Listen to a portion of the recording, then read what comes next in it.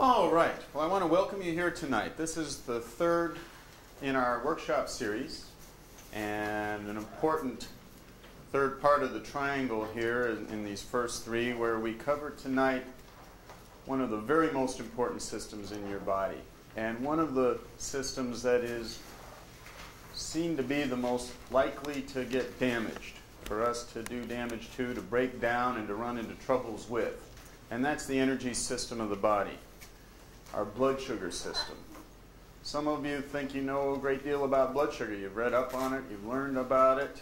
I think you're going to find tonight we're going to bring into focus aspects of blood sugar that you would go many a mile to be able to correlate the information we'll cover this evening. I've found in almost 20 years of helping people get well that fixing up their adrenal glands and their blood sugar system is one of the most crucial things that many patients need. This is a system that deals with so many aspects of human health. It is essential when you have a person with headaches and migraines, usually, to find out what's wrong with their blood sugar system and fix it.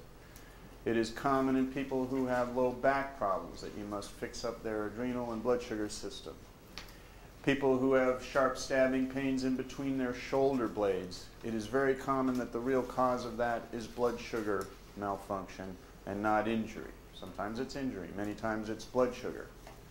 Of course, hypoglycemia, typically identified with fatigue and exhaustion, even chronic fatigue syndrome. You end up dealing with the person's energy system. But you have a lot of things you don't identify typically as having to do with blood sugar. This week we virtually cured a person with Crohn's disease, the worst kind of colitis, disease problem with the colon. We would have never achieved that if we hadn't fixed their adrenal glands. All kinds of difficult pain situations. People who just seem to be falling apart and they don't know why they're aging so badly, and their joints are just falling apart like they were some chicken left cooked too long in the pot, and they're just plain falling apart. Typically blood sugar and adrenal problems. Immune disorders. People whose bodies will not fight off viruses, and every invading organism that comes to town knocks on their door and gets invited in. And they end up being the ones who are sick. You don't think of that as a blood sugar problem or an adrenal problem. It is tied to that. We'll cover it. Oddly enough, people who have knee injuries. They injure their knees on the ski slope. They injure their knees just stepping out of their car. They don't know why their knees are killing them. Very commonly, adrenal and blood sugar problems created the situation. Allergies to pollens and all manner of things where the person is chronically allergic, even up to asthma where they can't get a breath out of their lungs and they're spraying sprays up their nose and taking various drugs and finding themselves in emergency rooms on drugs trying to get a breath and save their life. Adrenal and blood sugar problems are very much the root of that, and we'll cover that. Diabetes, adult onset diabetes, where people develop diabetes, they do not have normal insulin response, they have to start taking drugs, injecting insulin, testing themselves all the time. I read a statistic the other day that 10% of the medical costs of the entire country are incurred by adult onset diabetics. So if you can imagine the billions of dollars that represents, and realize that virtually all of those adult onset diabetics could have prevented their problems had they known what we're going to cover tonight and been able to apply what we're going to cover tonight. You can imagine the billions of dollars. You could probably balance the U.S. budget on that alone if you could get people's adrenals straight and eliminate all the people who end up spending all that money on diabetes. All kinds of inflammatory conditions, arthritis, colitis. So what we're talking about tonight isn't a little small topic about hypoglycemia. It's not a small topic about blood sugar the way you might have ever thought about it or viewed it. What we're going to talk about tonight is one of the most central, controlling energy hormonal systems in the body, and it plays such a key role in feeling good, in being on top of things, in being well, in having energy, and not being depressed, and not being a candidate for Prozac, and not having your joints fall apart, and staying out of pain, and on and on and on. So many different things. And I think tonight, these sort of sweeping introductory statements that I've started out with tonight will make sense to you when you start to view the connections that this system has within your body to each of these areas I've mentioned. What we're going to talk about tonight is energy. And we're going to talk about the main fuel of the human body, which is blood sugar. It is our main gasoline, blood sugar. It is the main fuel that our body likes to burn. It is the only fuel that your brain will burn. And it is the main gasoline that our body's engines need to fuel itself. Just like you're going to have to put gas into a car, your body needs blood sugar to run itself. What is blood sugar? I mean, sugar in the blood? Is that what it is? Yeah, that's exactly what it is. It is sugar in your blood. I mean, sugar in your blood? Yeah, pretty much like you could take a teaspoon of sugar and stir it up into a glass of iced tea. As you may know, your blood is first made up of water with a lot of different things floating around in their cells and different things that are floating around in the water of your blood. One of the things that better be dissolved in your blood is sugar. That's what blood sugar is. It is literally sugar dissolved in your blood. Is it like table sugar, that white stuff that you can scoop from the bowl? And yeah, very, very similar actually. The blood sugar that we burn is called glucose. And the table sugar that is cooked into a lot of foods is called sucrose. They are not real different. They are awfully, awfully close. And in fact, your body can turn sucrose or table sugar, the kind of sugar that's in pies, cakes, candies, desserts. Geez, it goes into so many different things in cooking. Your body can turn that easily into glucose, which is our gasoline, and burn it for an energy source. That's what blood sugar is. It is a pure crystalline material like table sugar, and it dissolves in your blood so it becomes invisible, just like you can't see sugar in a glass of iced tea. It dissolves in the water, and it's dissolved in your blood. And it powers our bodies. Where do we get it from? Where do you think your blood sugar starts out from? How do we get it into ourselves? Food, right? It comes in from food. What kind of food?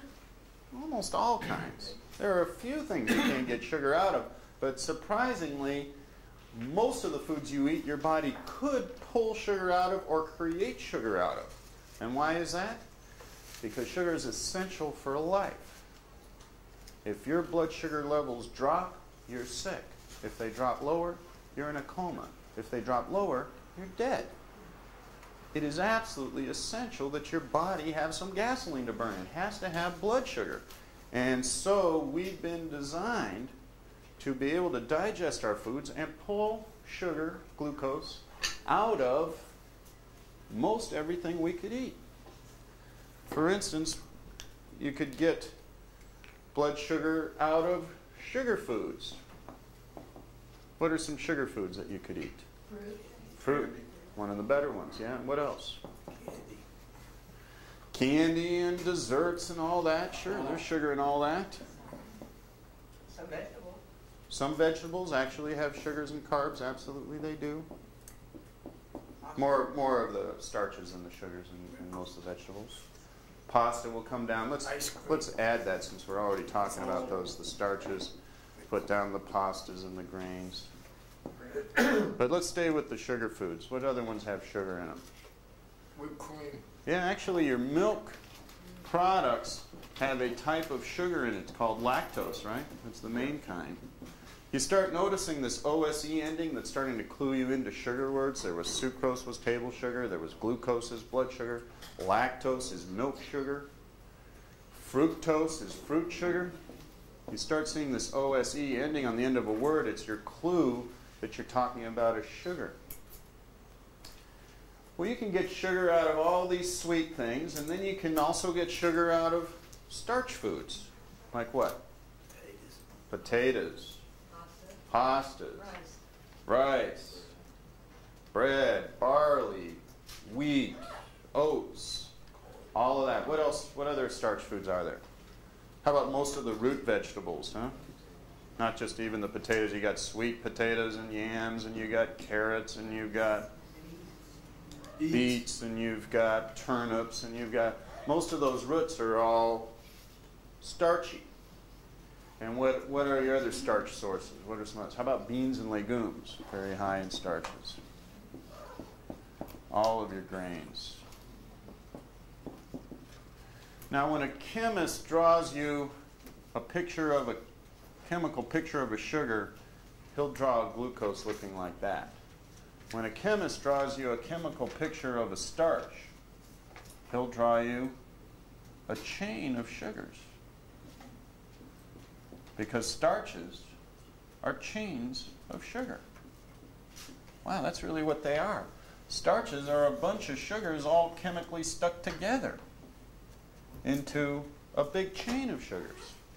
And when your body wants to get sugar from a starch, it just has to break apart those chains and separate them into sugars, because the only ones that'll float in your blood, you can't float a big chain of starch in your blood, you got to float this little single guy in your blood, bunches of those. So your body has to digest a starch and break it down into sugar. Not a very difficult job, it turns out, for many of the starches. Very easy for your body to break down starches, turn them into sugar, and get your most basic fuel source from a starch. So you could get it from sweet foods, you could get it from starch foods. Can you get sugar from fats? Yeah, you can.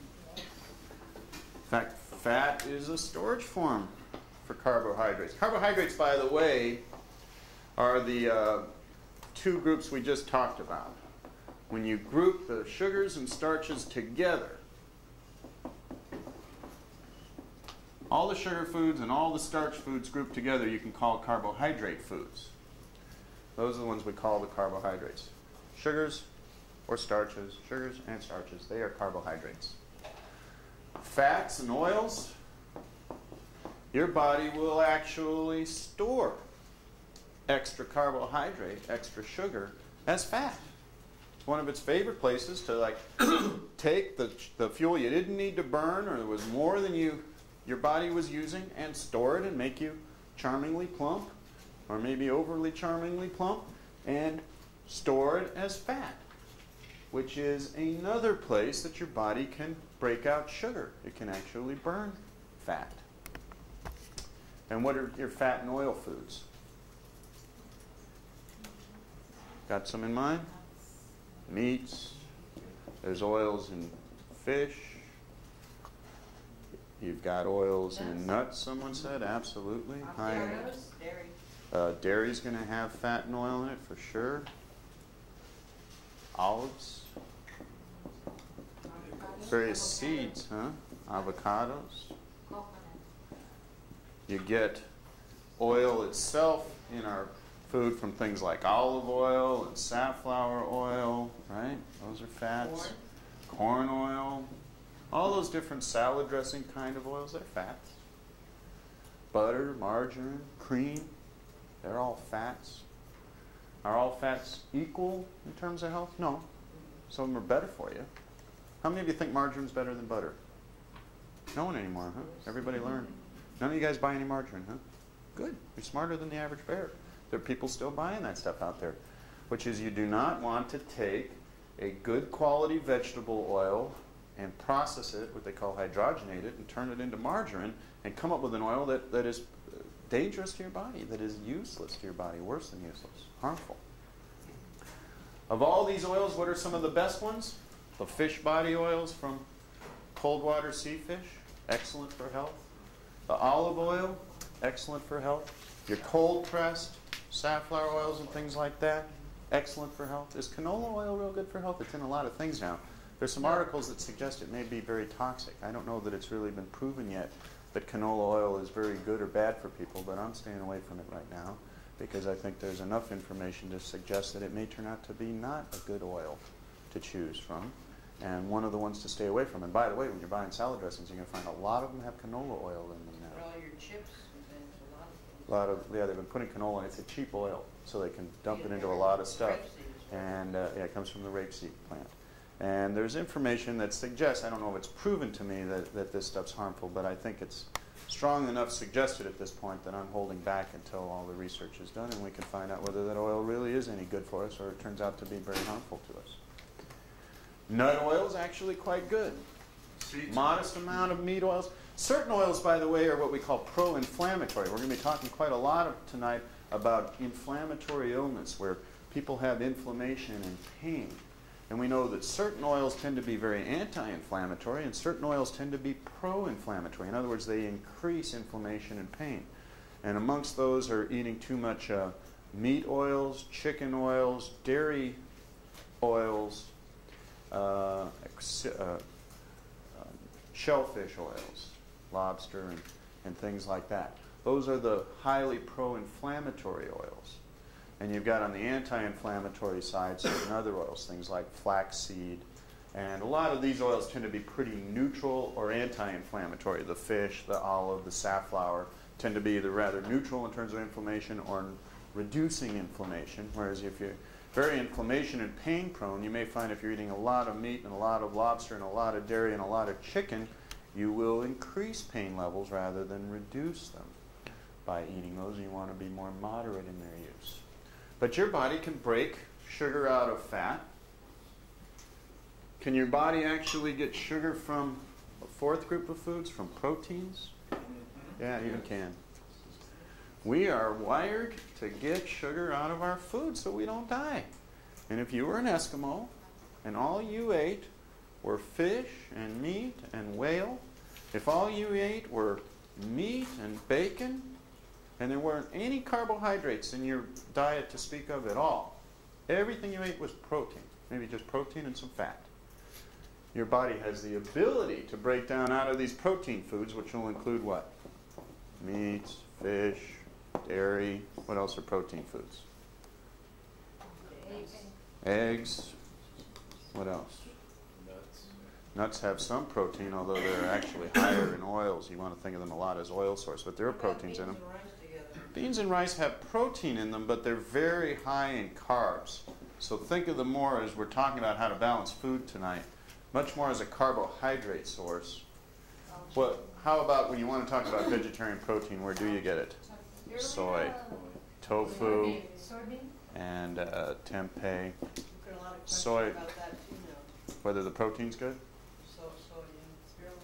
Well, it is a protein source, and it is the most concentrated vegetarian source of protein, be your soy products like tofu.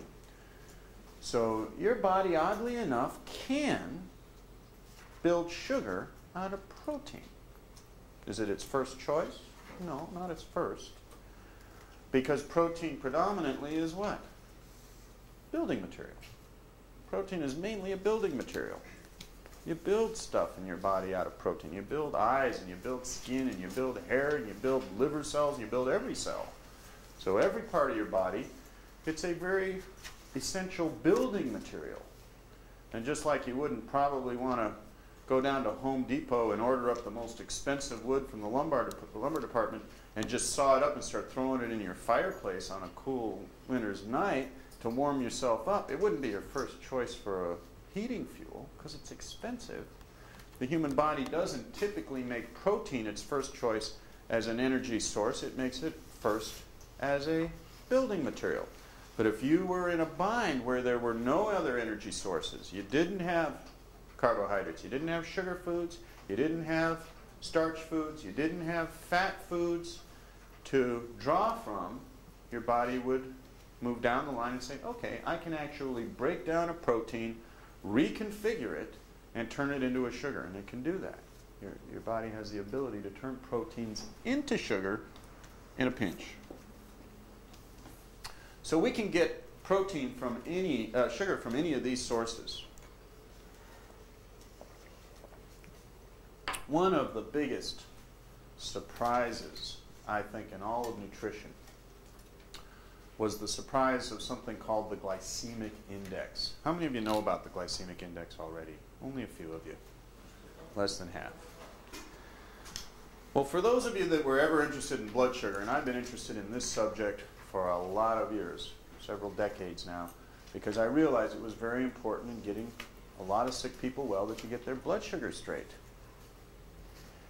And early on, and until just recently, there was a belief among nutritionists that if you stayed away from sugar, which could throw you way out of kilter, so you wouldn't want to eat it, you know, all the candy bars in the world, and all the desserts in the world, and all the sweets in the world, and all the ice cream, and all the milkshakes, and all the sweet things there were. If you stayed away from that and got all of your fuel needs out of the long-chain carbohydrates, which would be the starches, and if you ate breads and pastas and whole wheat and brown rice and whole grains, everything would turn out great, because there was a belief that those foods didn't throw your blood sugar system out of kilter, but sugar would. The surprise came when the research was done on this subject called the glycemic index of carbohydrates. And I gave you a copy of it there, and it's quite an eye-opener when you first learn about it. The glycemic index comes from a study of taking carbohydrate foods and having people eat them, and then finding out how fast the sugar arrives in their bloodstream. Well, according to the old belief structure, if you ate sugar and drank Coca-Cola, sugar levels should zoom up in your blood real fast. But if you ate whole wheat bread, sugar wouldn't go in very fast. That's what everybody believed until the glycemic index was actually studied, and we got a big surprise. It's in this little set of blue handouts I gave you. Flip the page over to section number 5, and it says the glycemic index. And this is not a complete glycemic index because it doesn't list all the carbohydrates, but it gives you a bit of the eye-opener on the subject of glycemic index. When the glycemic index was studied, it was assumed that pure sugar, if you ate pure sugar, just pure sugar, it would have a glycemic index of 100, because theoretically nothing would arrive in your bloodstream any faster than that. So they called that one 100. And they figured everything else would go down from there. But you look at the glycemic index and you'll notice that the first thing listed is puffed rice and rice cakes. A glycemic index of 133. Wow, and we thought that the puffed rice cake was the perfect energy food, the perfect diet food, you know, on the big low fat craze. If you went and bought a puffed rice cake, my God, 0 grams of fat, you know, and it had buckwheat and all this stuff added, and puffed brown rice. I thought, wow, this is great. It looks like it's all air. You couldn't possibly gain a pound. This must be the world's greatest energy food. Shove it in your purse. Probably your halo gets a little brighter just if you're carrying one around with you. And what do we discover? The glycemic index the glycemic index of a rice cake is 133. It arrives in your bloodstream as sugar 1 1/3 times faster than drinking pure Coca-Cola, than drinking pure sugar from eating pure sugar from the bowl, than eating a dessert with pure sugar, than just taking sugar and stirring it into water, iced tea, and slugging it down. It arrives 1/3 faster from eating puffed rice or a rice cake. How about puffed wheat? How about those puffed cereals? Glycemic indices of 133. You start going down the list and you see most of the breakfast cereals have glycemic indexes that are in excess of 100. And we used to think, wow, well, let's take that breakfast cereal and rather than put creepy old milk on it, let's put like apple juice or something on it that has no grams of fat. There's still people who do that, I'm sure. And what happens? You've got a breakfast with a glycemic index of over 100. In other words, that's going to zoom into your bloodstream as pure sugar. And we'll learn in a moment, this isn't very desirable to have your body zooming its sugar levels up and crashing them down. That gives you a lot of health problems to have that occurring. You got glucose, there's your blood sugar at 100. And then you come down to white or wheat bread, and they have glycemic indices right around 100. So when you arrive at a restaurant and the first thing they drop on you is a basket of bread, and you're thinking, boy, I'm starving, and it's going to take a while to get me that salad, I'll just have one slice, and then maybe I'll just have a second, maybe I'll just have a third. all you're doing is powering your blood sugar up, because that stuff arrives in your bloodstream as fast as if you just opened up a little containers of sugar and tore up those little paper containers and just start pouring them in your mouth and eating pure sugar. It arrives just as fast. That's a bit of a problem, it turns out. You come down to carrots, one of the very few vegetables with a high glycemic index. Most vegetables, you come down, are they listed here? Where are most of your vegetables? Anyhow, they have very low glycemic indices. Most of your vegetables are down in the 20s and 10s and so forth. But the potato and the carrot are the only two with high glycemic indices. The carrot of the normal salad vegetables is the only one you typically run to that will burn up very fast as sugar. How about carrot juice then? Pure sugar. It's going to arrive in your bloodstream as pure sugar. Carrot juice. Potatoes, 98. Rolled oats, like Quaker oats that you cook up in a couple of minutes. 80 to 90 is the glycemic index on that kind of food. Even you come down to rice, whether it's white or brown, you still got a glycemic index of 82. Almost as fast as eating pure sugar again. Bananas, one of the only fruits that has a very high glycemic index. It has a glycemic index of 82. Whereas you come down to your other fruits here, and you'll find peaches and plums and so forth down in the 25 range. Nice low glycemic index. Very nice, even slow delivery of sugar from eating most fruits, with the exception of bananas. We're real high sugar deliverers. Potatoes at 81. Pretty high there, white potatoes. And you come down to your pastas, and you're still into 60s. Some of them even higher than that. So you've got one bread that comes in pretty nice, whole grain rye, but of course you don't get that most of the time. When they say rye bread, it's usually wheat with a little rye added to it. So really what you're eating is wheat bread. And wheat bread has a very high glycemic index. It's up there at 100. Whereas the rye component, which is a small portion of it, the way it's made in this country most of the time and sold on our supermarket shelves, is going to be the one with the low glycemic index, but that's only a small part of that bread. What's the moral of that story? We haven't covered everything about the 40-30-30 zone, and we're going to cover that tonight. But glycemic index plays a role in understanding that if you're going to go out and eat foods that drive your blood sugar up very rapidly, you can play havoc with the system that controls your blood sugar, and you can play havoc with your energy system.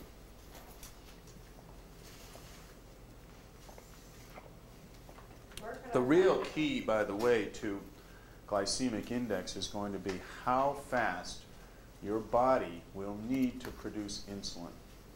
And insulin is something you don't want your body having to dump out quantities of every time you eat. If every time you eat, your pancreas is having to kick out a lot of insulin, you can run into problems. We're going to cover that next. So what I want to cover with you next is this control system. How many of you were here last week for the gland seminar? A good many of you, and that's good. We're going to touch on something we covered in detail last week, but now we're going to look at it in a whole new way, or at least in a whole new area. We're going to cover how your body regulates blood sugar. And basically, as time goes by, hours of the day, day in, day out, your blood sugar is supposed to be hovering right around the magic number of 100. If you hover, give or take, a little bit above and a little bit below 100, that is what your body loves, because 100 is the magic number for blood sugar. How does it stay there? How does your body try to keep your blood sugar at 100? And it is trying to keep it there. I mean, you might eat breakfast here, and lunch over here, and dinner over here, and then not eat, and you got breakfast way over here.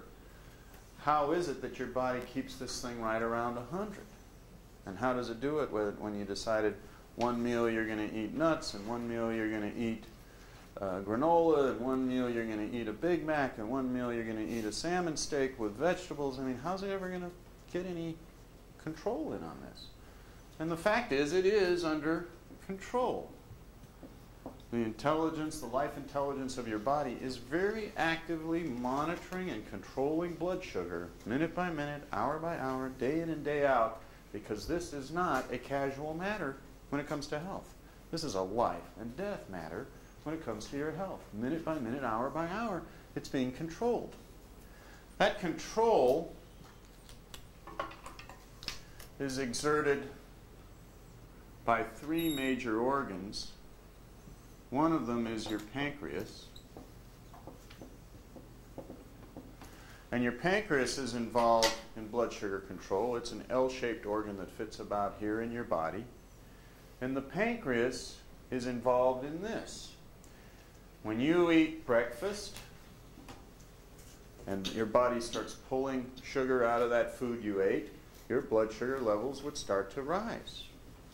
And they'd go up over 100. But your body can't have blood sugar just go out the top.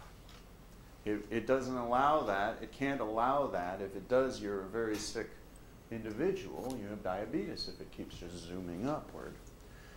And so as your blood sugar would begin to rise after the breakfast you ate, your pancreas is going to be signaled to release insulin. A certain amount, depending on how fast your blood sugar is going up, it will release insulin if it must bring blood sugar down. And insulin has the job of keeping blood sugar from just rising and bringing it back down again.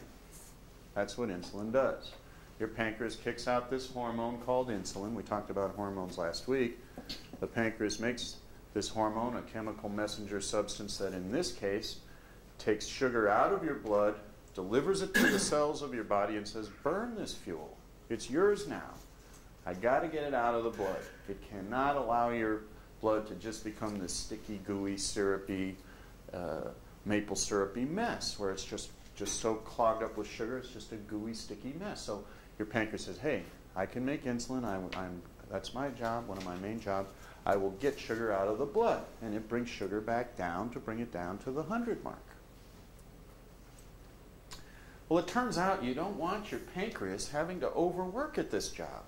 You do not want to demand that every time you eat breakfast, every time you grab a snack, every time you want a bite to eat, you're telling your pancreas, boy, save me from myself. I'm going to die if I keep doing what I'm doing to myself. And how can that happen? It turns out that the amount of sugar that you need to balance your body from head to toe, the 100 milligram unit that is the magic number is about 2 teaspoons of sugar dissolved in your entire bloodstream from head to toe. That's 100. And as soon as you hit 160 and above, you're a diabetic. What happens to a person with diabetes? Not good stuff. Very bad stuff. When there's that much sugar in their blood, their nerves start to die off, their toes fall off, their eyes go blind. Serious. Very serious illness. You don't want to wake up next to your toes because they fell off. It's a bad morning, you know. And it's not a good idea to become an adult onset diabetic. But if your blood sugar starts screaming over 160 and starts to hit 200, 210, 220, 320, 450. And by the way, that's 2 teaspoons. What's 4? 200. What's this? This is just a little over 3 teaspoons. Right? So you got 1 teaspoon of play here for health. And your pancreas is going to have to go to work to keep you, give or take, 1 teaspoon. But how much sugar is in food? I gave you a little handout, I believe, there that lists out some quantities of sugar in food. If you turn to it, what color is it there? I don't know if I have one up here myself. It could be the quantity of sugar in sweet and sugar foods. Did I give it to you tonight? I hope? Why don't you hand me a kit and I'll find it for you. Did you find it there? Yeah, there you go. Yeah, it's also just on the 1, 2, 3, turn to page 4, it's also on that page. Sugar in your food? Yeah, sugar in your food, it says. An average sized chocolate bar, 7 teaspoons of sugar. And you can only accommodate healthily 2. 3, you're starting to blow through the roof. 7 in 1 candy bar. 1 slice of chocolate cake, 1/12 of the cake, 2-layer ice. 15 teaspoons in 1 slice. That's a lot of sugar. One glazed donut that keeps our law enforcement officials powered up here. 7 teaspoons of sugar just to keep those guys running on one donut. You know, it's a lot of sugar. How about a half a cup of ice cream? 5 to 6 teaspoons in just half a cup. You ever stop at half a cup? 1 slice of apple pie. Well, there we go. It's all American and motherhood and all that good stuff. 12 teaspoons in a slice. A la mode it. Add 6. So 12 plus 6, you're at 18 for a slice of apple pie a la mode. 18 teaspoons of sugar in that. How about a cup of chocolate milk for your kids? 6 teaspoons in 1 5-ounce glass, little cup. It's pretty rough. How about a half a cup of fruit cocktail? You check into a hospital, and those expert dietitians in those hospitals know just what to feed you. 5 teaspoons of sugar in 1/2 cup of fruit cocktail. So you can see it's very easy with sugar foods to zoom your sugar out of control. It's very easy to do it with starch foods and breads and pastas. Same problem. They got the same glycemic index. So when you start eating your way through bread and spaghetti and all of that, what do? You can just blow your sugar right out the top. I'll show you how to control that and moderate it so it doesn't affect you adversely. But when you bring this blood sugar zooming up and your pancreas tries to zoom it down, you're in trouble. And do that over and over and over and over again, you get yourself in serious trouble. Serious health trouble. You're going to not be a very well person. You're not going to have a good energy system. And you become a likely candidate for adult onset diabetes. And you start having to take drugs and inject yourself with insulin and all that weird stuff.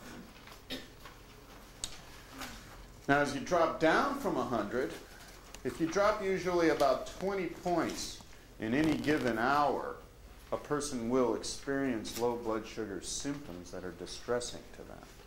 So if your blood sugar crashes 20 points in 60 minutes, from anywhere to anywhere pretty much, you usually start feeling weird. You'll get the headaches or you'll get the pains. I believe I probably gave you a handout here of symptoms of hypoglycemia.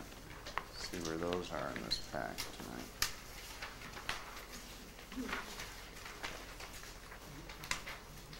Next page.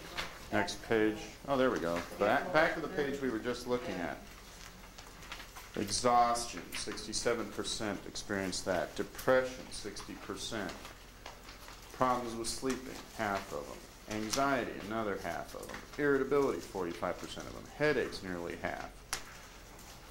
Vertigo, and dizziness, and sweating, and tremors, and heart palpitations. I mean, look at all this stuff that low blood sugar can cause.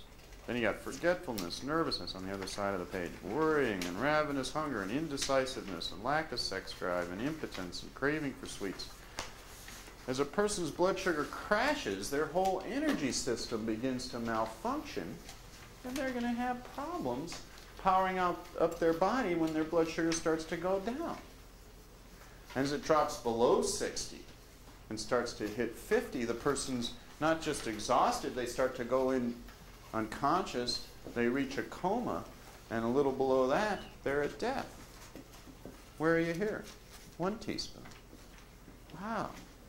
Between 1 teaspoon and 3 teaspoons, and in the middle is that 3 little bears pointed just right, and here you're at way too hot, here you're at way too cold, very, very sick, deadly illness, very, very sick, deadly illness, and just within this little 1 teaspoon range, up or down, is where your body must keep itself, or you're in dire, dire straits.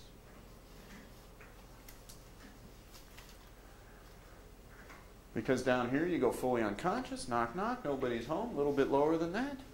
The body dies, brain stops functioning, tissues have no energy, nerves have nothing to fire on, there ain't no gas.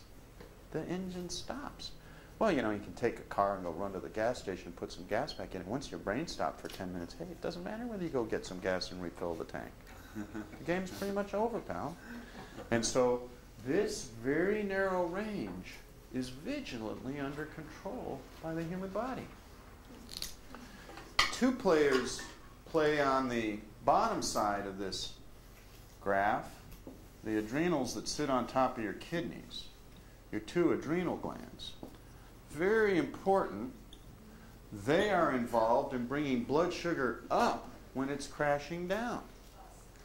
so that when you haven't eaten for a few hours, now when you eat a properly constructed meal, and we'll go through the guidelines for that, or a properly constructed snack, your blood sugar can remain smooth and stable without challenging the system beyond its comfortable and healthy limits for 4 to 6 hours.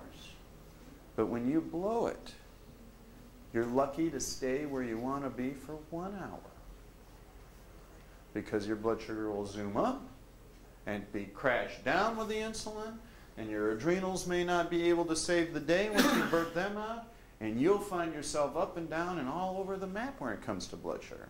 And of course, what happens to a person who's zooming up and down on blood sugar all within an hour, 2 hours of every time they eat? They're craving some way to save themselves. And what are the typical ways to try to save yourself? What do your body tell you when it starts getting down here? Feed me. Feed me. That's what it's supposed to do. It's supposed to say, hey, bring this level up. You might have eaten way more fuel than your body needed, but it zoomed up, crashed out, isn't in the blood anymore, and your body's going, feed me. I must have some fuel. And you reach for what? Another candy bar, something sweet. Let's eat another bran muffin, another cup of coffee, maybe a shot of booze, maybe a quick beer. Let's smoke another cigarette. 4 main substances are typically used, or should we say abused, to try to bring a body back up artificially from a blood sugar crash. Sugar or carbs, just naked sugar or carbs with high glycemic index foods that you could eat and are going to arrive in your blood system as sugar. That's one thing. So you could reach real fast for some bread, some cake, some sugar, some candy, and blast your blood sugar up. Gatorade, sports drinks, juice. But what's going to happen? You're going to go up and be zooming back down again because you can't sustain on those foods. They don't give you 4 to 6 hours of blood sugar regularity. They're going to be up and down again. Caffeine is a drug that people rely on because it will temporarily beam these guys up and tell you, okay, let's get a little more sugar in the blood for this moment. Nicotine also does that from tobacco. It will temporarily give you a blood sugar rush and boost blood sugar up. Stimulant drugs other than caffeine also do it. Speed, methadone, and all the basic stimulants, and even some of the herbal stimulants that people think, oh, they must be good because they're herbs. Hey, just because something's an herb doesn't mean it's good. You know, a lot of things are natural on this planet aren't that good for you. Strychnine's pretty natural. Don't eat it. Mercury's very natural. Don't eat it. You know, a lot of things are natural, not essentially. There's nothing inherently obscene in the word natural, but it doesn't prove simply because it was natural. A rattlesnake's natural. Now, you're not going to be enjoying his bite. You know, so the main thing you've got to deal with here is what is it in this natural world of foods that you can arrive at that balances out this energy system that doesn't mess with your hormone system with this pancreas hormone, insulin, these adrenal hormones we're going to talk about in a moment. Coffee, sugar, alcohol, stimulants. Alcohol also is an instant blood sugar raiser. So you find people who are alcoholics have low blood sugar, and people who have low blood sugar will find temporary solution in alcohol. So they're going to reach for another shot, another beer, and that for a moment will raise their blood sugar to crash again. In which case they're going to need what? Another cigarette or another cup of coffee or another shot of booze to try to even out biochemically, hour by hour, minute by minute, what their body should be smoothing out in 5 and 6 hour snapshots throughout the day if they knew what they were doing. Does a diabetic stay up high constantly? Yeah, often they stay up high constantly, or they, you know, they eat and they zoom high. Of course, a diabetic who's under medical control is going to be artificially doing what their pancreas should have been doing for them but can't do it anymore. Their own system has been overwhelmed. It can't handle the amount of demand any longer, so they take over the job. Now, last week we talked about the gland-stat nerves, specialized nerves that measured the hormones in your blood. Scientists will tell you, if you read any scientific text, that special nerves are called glucostat nerves. And they are nerves that are measuring in your blood, minute by minute, hour by hour, how much blood sugar is dissolved in your blood relative to this magic number of 100. And those glucostat nerves are for what? Electrical signaling, information transmission. Those nerves are going to be monitoring the amount of sugar and sending signals out to who? These players, pancreas and adrenals and liver in a moment we'll be talking about. Signaling these three blood sugar players, okay, bring me down, pal, I'm too high. Bring me up, Joe, I'm too low. And that's the control system. Specialized glucostat nerves that eventually are going to get their signals sent to these different organs in the control system saying, do your work, bring me back to 100. Either bring me down if I'm high, bring me up if I'm low. Now the adrenals are a critical link in this. The adrenals and pancreas are the two real critical links in the blood sugar system. You do not want to overtax this guy, because if you ask your pancreas to keep dumping out a lot of insulin because you don't know how to eat right and you are flooding the body with sugar, you're going to have a problem. The most instant problem you're going to develop is this one. As that insulin pours into your bloodstream, your blood sugar is going to do what? Head down. But when you're hitting it with so much sugar, isn't it a much tougher job for your pancreas to determine exactly how much insulin it's going to take to pull that amount of sugar down? Yeah. Then if it's a nice smooth arrival of sugar, low glycemic index arrival of sugar, and it doesn't have to do anything heroic and intense? Yeah. So when it dumps out volumes of insulin and has to save the day to keep you from zooming up into the diabetic range, it's very commonly for it to crash you down into where? The low blood sugar range. And then you got to ask the other side of the playing field to say, okay, now you guys better do a heroic job and bring me up before I crash down into becoming exhausted, pain-ridden, headachy, or maybe all the way to unconscious or dead. So then you've got to ask these guys, the adrenals, to begin doing their job. Now the adrenals are a very critical link. This is the link to the diabetic side of things. You don't want to overtax your pancreas. But a lot of people think there's diabetes over here and there's hypoglycemia over there and the twain don't meet. That's not true at all. Most people who are going to have blood sugar problems have a blood sugar handling problem where they're zooming up and down and up and down. Some of them will eventually become diabetics. But all of them that are zooming up and down have blood sugar problems, and they've got times where the down, many times they don't even feel the up, but they feel the down. Because when you start getting low on energy and that engine can't fire, and it's sputtering along, you start feeling the problems. Now the adrenals, as we mentioned last week, and we're going to go into them in detail right now, are going to put out a family of hormones. One of them is called the gluco group of hormones, and the glucocorticoids, as they're called, the blood sugar group, their job is to bring blood sugar up. And that is the portion of the adrenal gland function that is what we're talking about tonight. The problem is you can't demand of that one portion without affecting the whole gland.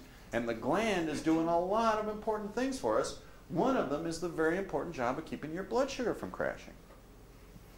Now, if you start driving your blood sugar up and down on this roller coaster, up and down, and you burn out your adrenals, often the first organ to burn all the way out, not the pancreas. It's often the adrenals. It's most often the adrenals. What happens? Well, really all hell breaks loose because you got some real serious problem when those adrenals go from being over-revved to exhausted. Now, the Nobel Prize was awarded to the man who did the research on this subject. A fellow named Dr. Hans Selye was given the Nobel Prize quite a number of years ago when he proved that people who were stressed, or animals who were stressed, their adrenals would become highly active and try to save them, and eventually would become exhausted. And they would reach a state of adrenal exhaustion. And when adrenal exhaustion took place, a lot of serious health illness problems ensued. So the glucocorticoids are the gluco group, are the group that is involved in this blood sugar interplay. And so when you got a person who's constantly pumping in a ton of coffee, they're drinking a pot of coffee a day, they're drinking alcohol at night, they're trying to balance themselves out with smokes and sugar and sweets and what have you, and they burn out this system, they almost inevitably burn out their adrenals and exhaust them. And when they do, they're in serious trouble. Because the adrenals produce a group of hormones. They produce adrenaline. Very important in stress situations. It's a hormone that's designed to give you extra physical response energy. What we call our fight or flight system is powered by this hormone called adrenaline. If you have to perform, you have to get on stage, your body generally wants to pump out adrenaline. But it wasn't designed mainly for that. It was designed to save you in a dangerous situation. If you're being attacked by some saber-toothed tiger that's trying to make you dinner, make you their dinner, what happens is your body is supposed to say, adrenals, give me your hormone output, one of which is adrenaline, and adrenaline will deliver all the blood flow in your body to be sent to your heart, to your lungs, to the muscles of your arms and legs, so that you have tremendous amount of oxygen in the blood, tremendous amount of blood pumping, and all the energy to your arms and legs so that you could fight, you could fly, you could climb, you could run, you could beat up that saber-toothed tiger, you could climb the nearest tree, you could run like the wind, defend yourself, flee, have strength. That's what adrenaline's about. The adrenals also put out a very important hormone group, the anti-inflammatory hormone cortisol. Super important hormone. Now when you start to talk about health problems, it pays to understand cortisone because you find this as a factor in so many sick individuals. And their doctors misunderstand their problems and like to give them drugs. And all the drugs in the world don't ever correct a person's deficient adrenal function. We haven't seen a drug yet that seems to have anything to do to help a person's adrenal function. Cortisone, the world's strongest anti-inflammatory substance. It is an anti-inflammation hormone. This is a substance that goes into your blood and reduces pain, swelling, heat, redness, pain, swelling, heat, redness, characteristics of inflammation. It's the strongest anti-inflammatory substance known to man. It also is a drug. Your body's supposed to produce small amounts of it from your adrenals all the time, but a doctor might give you larger amounts of it to try to get you through an inflammatory condition. Well, if you've got a skin rash, he might give you cortisone cream. Probably will. If you've got asthma, what's he going to give you? Adrenaline or cortisone type drugs. That's what you're going to get in asthma. If you've got real bad allergic reaction, what's the strongest drug he can give you? Cortisone. What if you've got an autoimmune illness, severe arthritis, like rheumatoid arthritis? What's he going to give you? Cortisone. If you're dying of another autoimmune illness, lupus, or any place where your body's attacking itself, what's he going to give you for a drug? Cortisone. What kind of dosages? Much, much higher than your blood has ever seen, by the way. When they give you 20 milligrams, 40 milligrams, 60 milligrams a day of cortisone, your body's never seen that much cortisone in the blood naturally.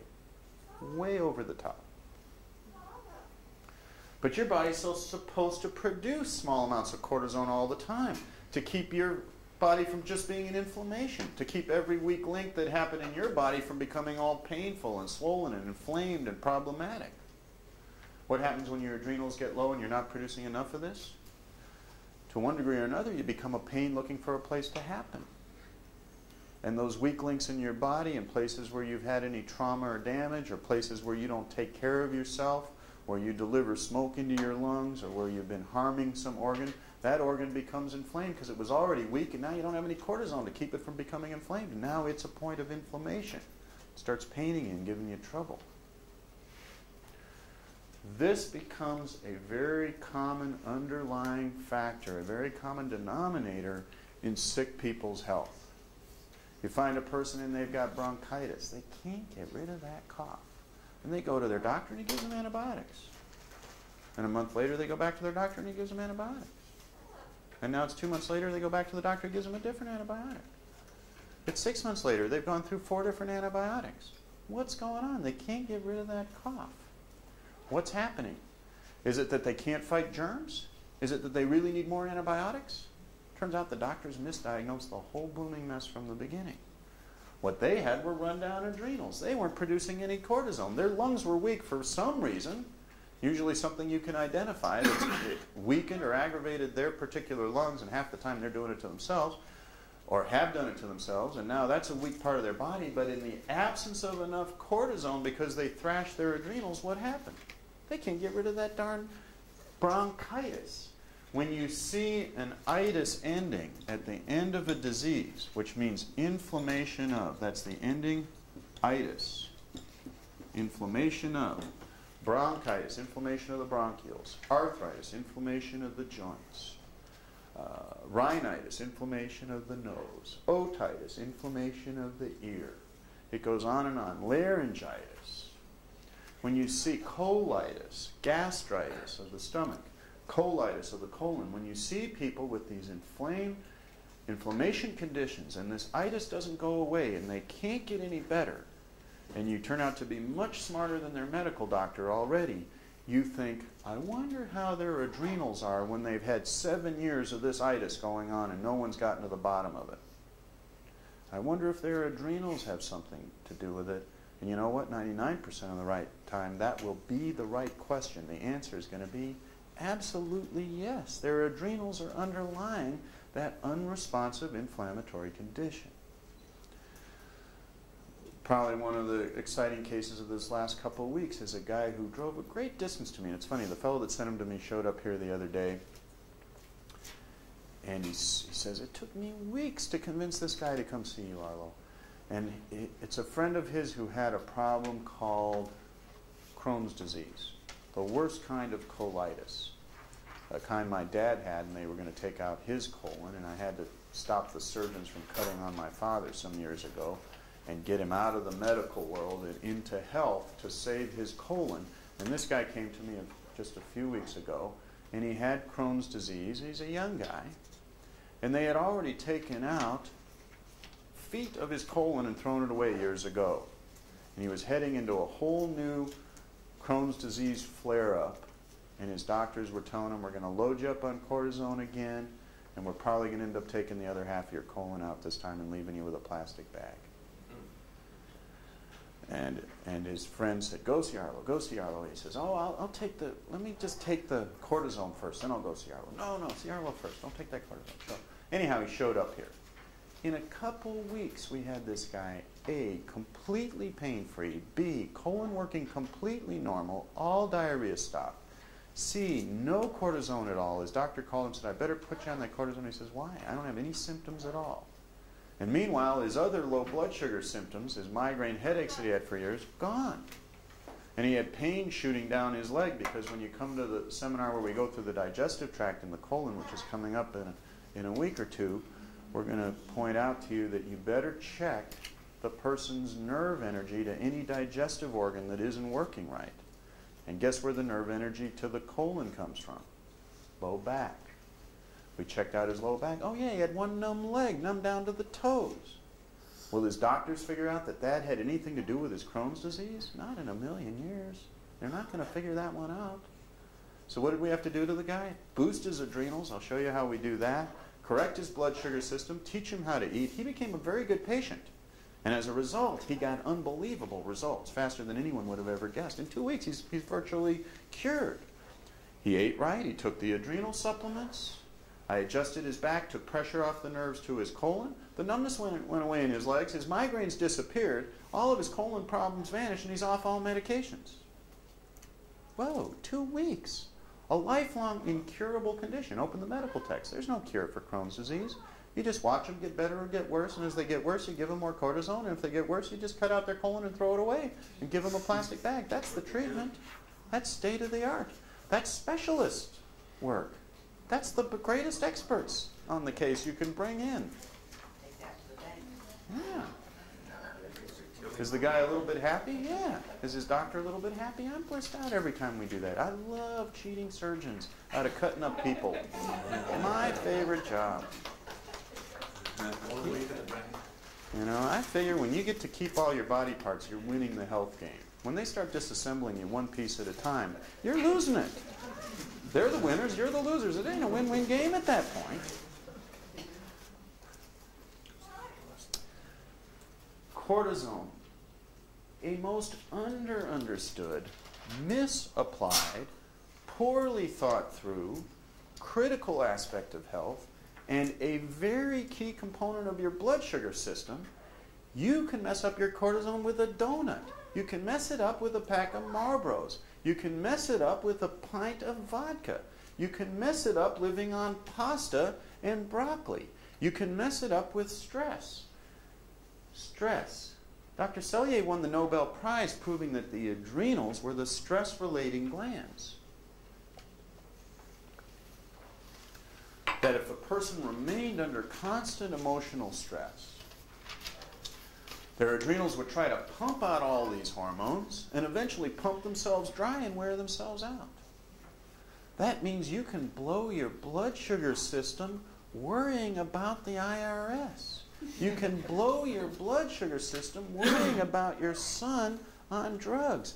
You can blow your blood sugar system worrying about your marriage. You can blow your blood sugar system fretting about your boss. You can blow your blood sugar system because you didn't get any sleep. Because if you keep stressing yourself and you're in high mobilization stress over anything real or imagined, anything appropriate or inappropriate. I mean, you could be appropriately stressed all the time and blow your adrenals. Selye proved that stress went way beyond what we normally think of as stress. It's not just even emotional stress, it includes physical stress. What kind of physical stress? How about ongoing pain? Could you blow your blood sugar system because you were in a car accident? Because your lawyer sent you to a doctor who didn't have a clue how to fix you, but instead he threw a bunch of hot packs on you and just let you heal up all wrong while he billed your insurance company? And the lawyer won, and the doctor won, and who lost? You. Because when you healed up wrong and you had that chronic pain and they left you with your little measly few $1,000 and they all walked away with their few $1,000 and you've got degenerating joints and pain that keeps you up at night and you're stressed out over the pain, guess whose adrenals are in trouble at that point? Well, don't bet the lawyers are usually that good because he's not living the greatest lifestyle typically either. But yours aren't doing so great because of the pain. Pain is an ongoing stress. Selye proved that even changes in altitude were stress factors that the adrenals adapted to. Changes in temperature. I saw a guy who worked once years ago. I thought it was an interesting case. He worked at Baskin-Robbins ice cream. Didn't eat the ice cream. Had some of the worst adrenals I'd ever seen. He walked in and out of freezers. I forgot what temperature he told me, but it wasn't even just freezing. They were like minus degrees centigrade. It wasn't just a freeze. They keep ice cream really cold for some reason. And he was walking in and out of these cold freezers into room temperature, freezing warm all day long. He just thrashed his adrenals. As far as we could tell, it was the thing that did it to him. Who would have guessed that you could do it with temperature? See, most of you have studied blood sugar and you've read books on this. You've figured out you shouldn't eat sweets. Well, if I just don't drink the Coca-Cola, I'll have a great blood sugar system. There's more to it than that. Because if you don't understand the games that your pancreas, adrenals, and liver are up to, you can blow your blood sugar system on things that seem utterly disrelated because you don't understand the multiple functions of these organs. They have a lot more going on than trying to figure out if you drank Coke or Pepsi. A lot more going on. The adrenals also produce the salt-regulating hormone, what's called the mineralocorticoid group. This group tells your kidneys to hold on to salt. Very interesting. What would that have to do with stress?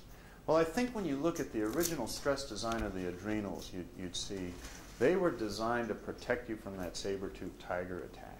See, that tiger would want to bite you. It would want to maul you with its claws. It would want to chew on you and bat you around. And then it would be very nice for you to have adrenaline to get away and fight. It'd be very nice to have cortisone so you wouldn't swell up and be in pain and be so crippled and in shock that you couldn't even deal with the situation.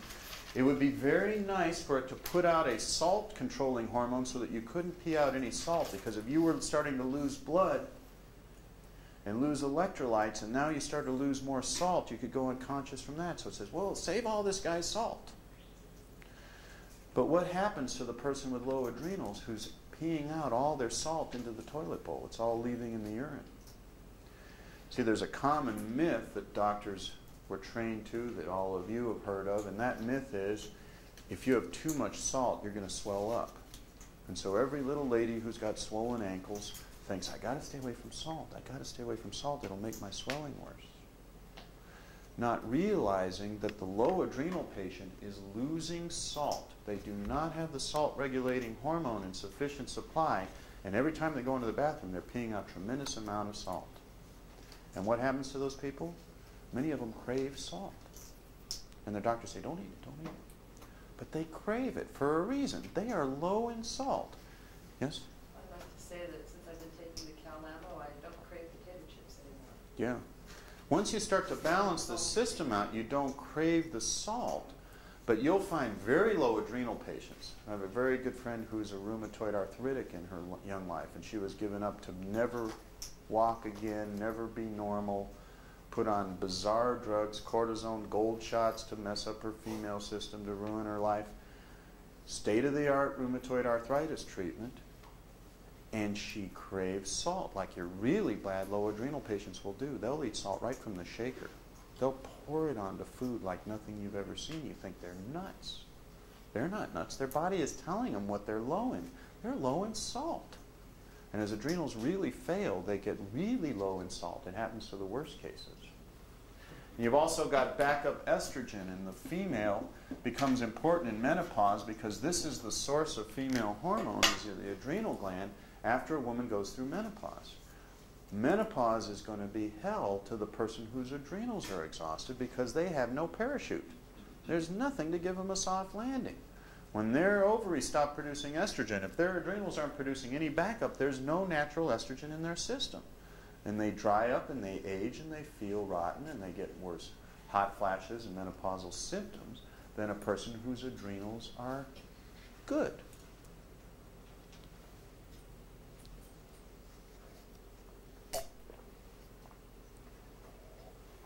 The adrenals are typically the first glands to be burned out because they're under multiple assault. In most individuals' lives, they're assaulted by emotional stress, maybe physical stress, and typically blood sugar stress because they don't know how to eat right. And since they're roller coastering their blood sugar up and down and their adrenals are constantly being demanded to try to save the day, the adrenals are one of the very first to go. And you can get there several ways, and it can be an individual blend for you on how you got there. But I will tell you this, you do not find that many people in LA, if you just randomly tested the public, whose adrenals are perfect.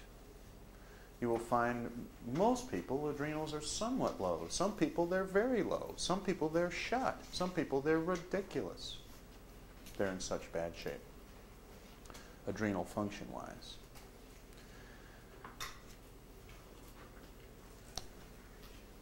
Now, when it comes to testing glands,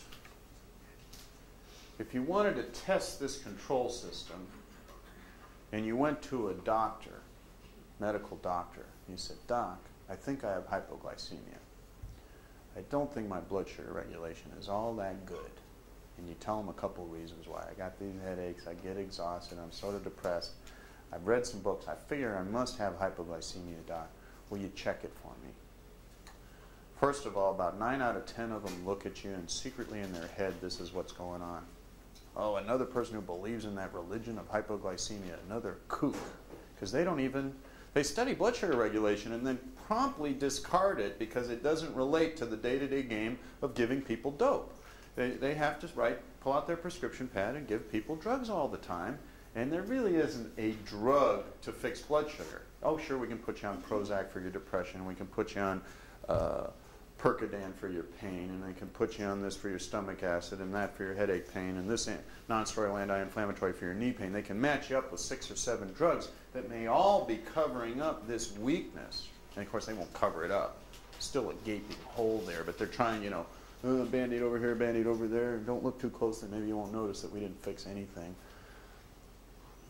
But they're not thinking about that blood sugar system.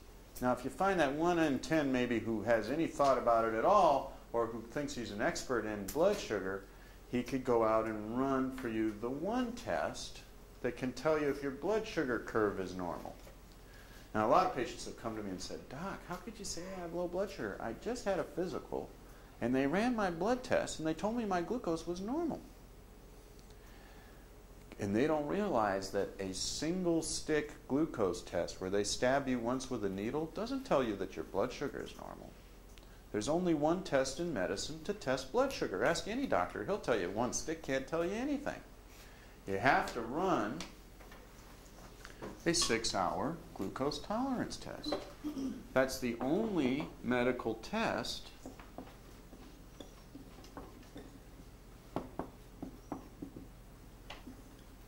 that can test your blood sugar curve. A 6-hour GTT, glucose tolerance test. Why is that? The reason is this. Here's how you run it. Don't eat anything from the night before, they tell you. Show up in the lab in the morning. So you're fasting. You haven't eaten anything all night. Now show up. When you arrive having eaten nothing, draw blood and pee in a cup. They'll test to see if there's any sugar in their urine. There better be none, because if you have sugar in your urine, you're a diabetic. And then they draw blood out of your arm, and they put a note on that graph. That's where your blood sugar is before we did anything, fasting level. Then they hand you a glass of pure sugar water. They call it glucola, and you slug down pure sugar water. Glug, glug, glug, glug, glug, glug, glug, glug, glug. And then an hour later, they stab you again and have you pee in a cup, and they put that mark on a graph. And then an hour later, they stab you and you pee in a cup, and they put that mark on a graph. And then an hour later, they stab you and you pee in a cup, and they put that mark on a graph. And then 1 hour later, they do it again. And then 1 hour later, they do it again. 7 different blood draws, 7 different urine tests, 6 hours long. They test you to come up with what? What's your blood sugar doing over time? You could take a person whose blood sugar was completely diabetic and hypoglycemic, but there's points in time when they're right around 100. One stick can't tell you anything about blood sugar because it doesn't tell you where the person's at, and it doesn't tell you how they respond to sugar. So the only test to determine if you have hypoglycemia or diabetes in medicine is a 6-hour glucose tolerance test. How many of you that have ever been sick ever had one of those? Raise your hand. A couple of you have. Did the doctor seem to know what he was doing when he did it? You know how to read it? No, he told me I was diabetic, because it goes up high first and then it comes down since your insulin kicks in, but he didn't realize. Sometimes they're not very good at reading them. They don't even know how to interpret them all that well. They know how to read the diabetes side, and if it's really super hypoglycemic, they can tell, But, most of them aren't real super blood graph readers, yeah. I walked out after the first 2 hours because I was getting the shakes when you did. See, now a real person who has hypoglycemia, who has low adrenal function or a failed pancreas or a liver that's jammed, typically one or more of those organs is screwed up, they're going to get some serious trouble. In fact, if you really want to run a 6-hour GTT properly, if you want to do that, I'll tell you how it really needs to be done. You don't draw the blood every hour on the hour. You draw the blood when the person's symptoms become greatest. Because again, you can miss the down point. Now when the person starts to shake, when they feel spiders crawling on their skin, when their head is pounding like they got the herd of elephants running through their brain, that's when you do the blood draw, even though that's 38 minutes, not an hour. That's 24 minutes, not an hour. If you really want to run a GTT, you do a draw when the person's symptoms are at their worst, because it will tell you really what their blood sugar curve is doing. Yes? I just had a physical, and I forgot that I wasn't supposed to eat anything for a period of time, so I told the nurse that I had eaten something that morning, and she asked me, well, are you diabetic? And I said, I don't think so. She says, then it doesn't matter. Well, actually, there's a whole series of tests in a normal blood workup that are supposed to be done fasting. But she wanted to get her work done. Anyhow, if you're going to run a 6-hour glucose tolerance test, you've got to be fasting. Now, when I started getting involved in blood sugar work, it was about 1976. I was at the largest chiropractic clinic in the world in Davenport, Iowa. We had 500 doctors working out of that clinic, and I was the one really interested in blood sugar, so they used to send me all the blood sugar cases. And in those days, I'd send them out to our lab, and I'd run 6-hour glucose tolerance tests on them to see what their blood sugar was doing. But at the same time, I was a student back then, I was doing what red-blooded chiropractors should be doing, which is we study points on the human body. There are two professions that are very interested in reflex points on the human body. There are chiropractors and there are acupuncturists. And we're the guys that are very interested in the hundreds and hundreds and hundreds of points on your body that relate to your gallbladder, your pituitary gland, your liver, your adrenals, your heart function. And the medical physicians are babies when it comes to this. They know a few points. They're not point experts. And I would be checking people's blood sugar points with my hands. See what was going on with points that related to their pancreas, to their adrenals, to their liver. And I'd send them out for a 6-hour test. Now myself, I'm not very fond of needles. That sort of understates the case. You might say I'm a needle phobe. I really don't like getting stuck with needles. I never have. Doubt I ever will.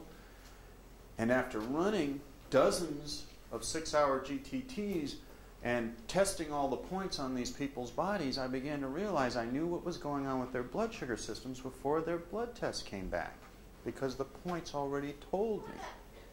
So after a while, I said, what's the point in sending them out to blow an entire day? I mean, by the time you spend 6 hours in the lab, you might as well have blown the day, waste a day, get stuck with a needle 7 times, and go through this whole rigmarole when it wasn't necessary for me to diagnose their blood sugar, because I was able to do it while they lay down on one of these tables.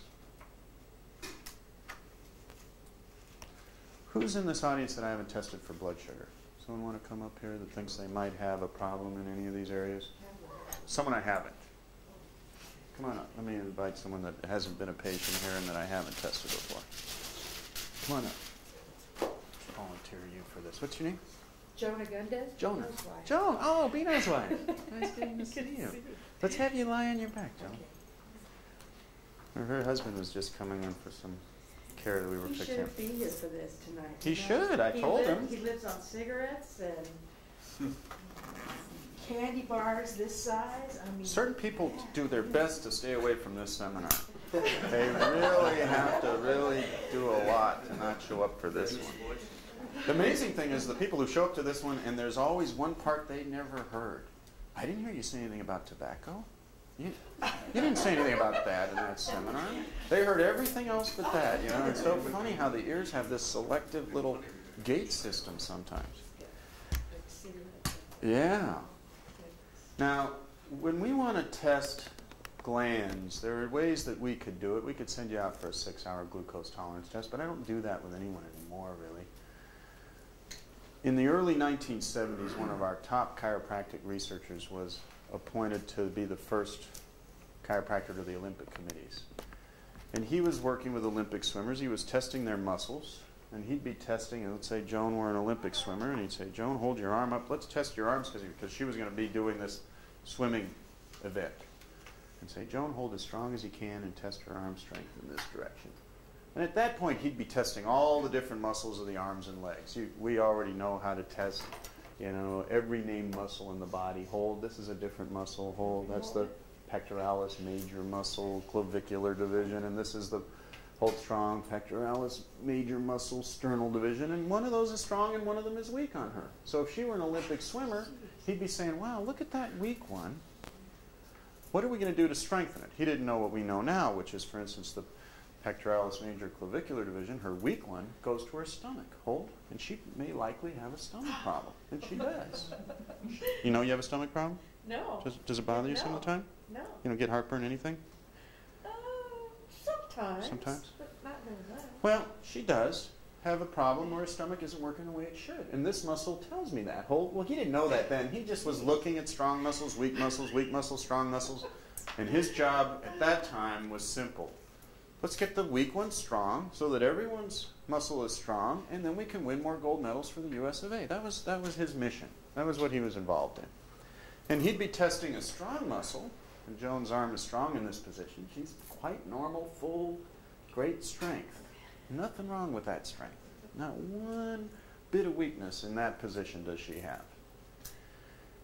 And that person he had on the table, that athlete, might touch a point, or he touched a point in their body by mistake, and when he hit that point, now don't laugh, I don't want you to laugh, keep your arm straight, hold strong. Here's how strong she is. When I touch this point, she goes completely weak. Hold. We touch this point, she doesn't go weak. This point, she goes a little weak. This point, she goes ridiculously weak.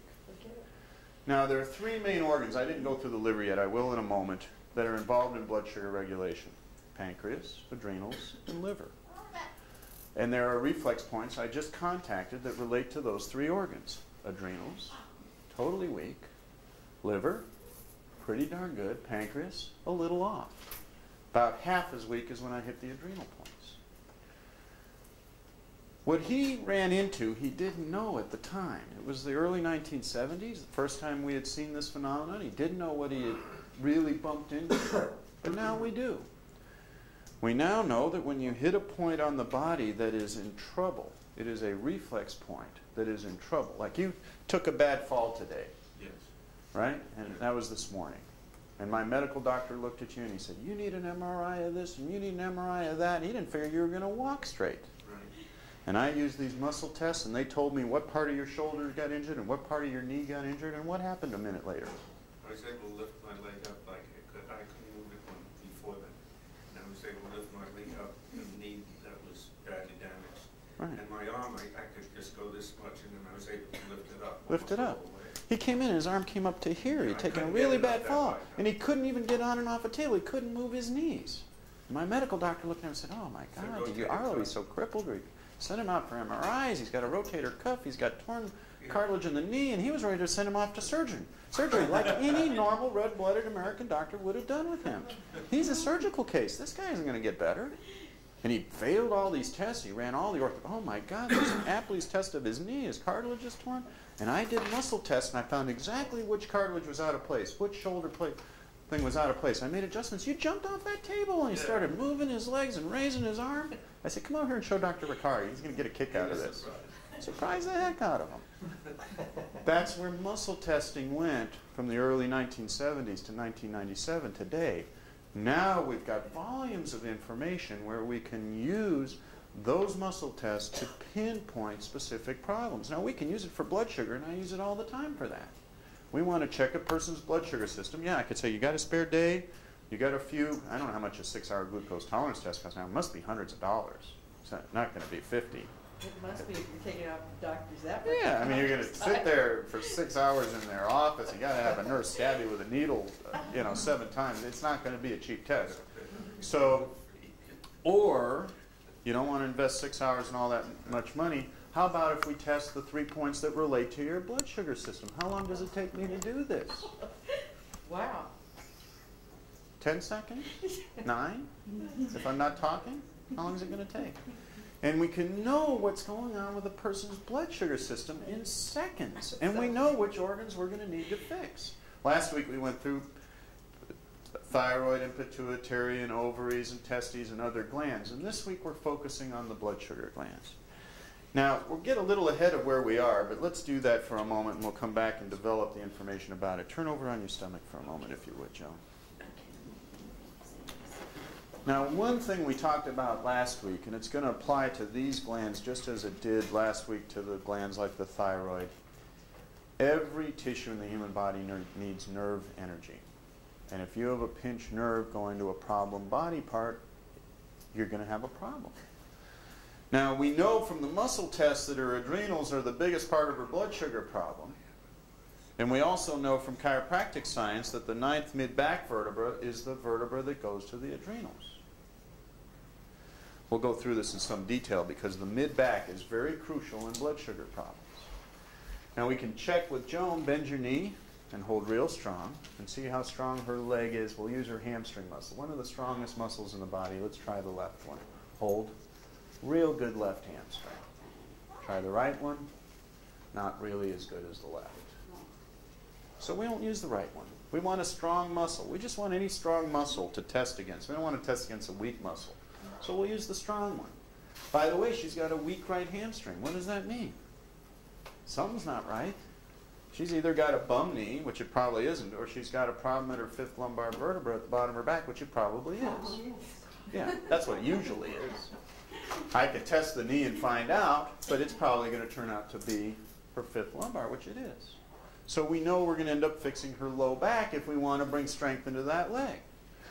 I had a patient come to me a few months ago, and she had huge ovarian cysts. They were bigger than baseballs. And surgeons had to take her ovaries out.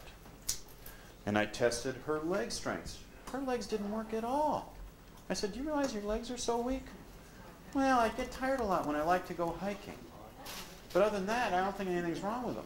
I just get tired a little easy. I don't think anything's wrong with my legs, she said.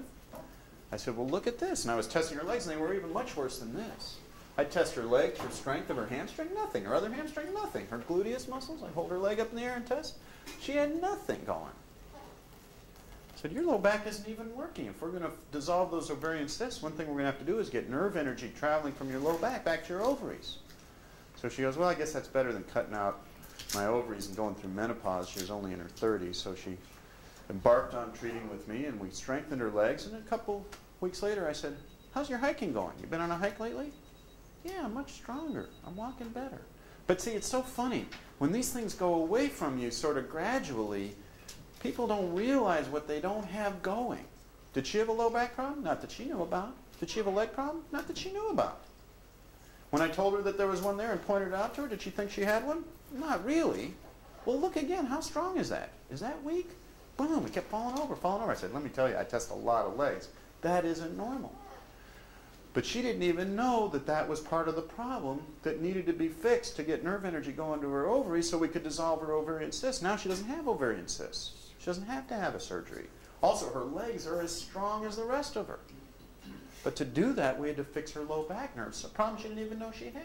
Hadn't a clue.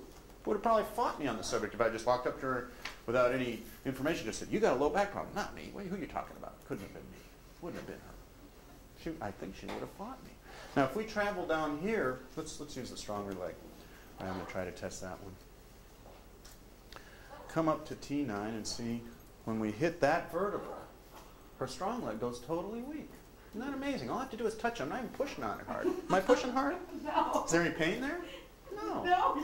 I'm just touching it. But what happens is her brain gets signals from that point. And it goes, oh my God, Mayday, something serious has gone wrong here.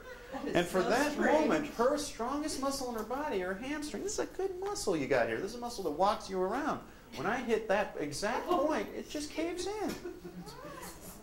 She's got a nerve problem in here. And if I get in there and just feel it, she'll go, wow, I could jump. I had no idea there was enough energy in there to light a small city. She didn't know that. Yeah. Very interesting. Thanks, Joan. Let me return you to your seat. Good job.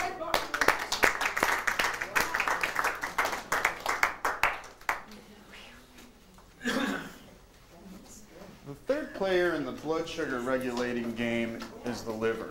It's a very big and busy organ. The adrenals are super busy. The liver is a big guy. Lives under your right rib cage here on the right side of your body. Very important organ with a lot going on.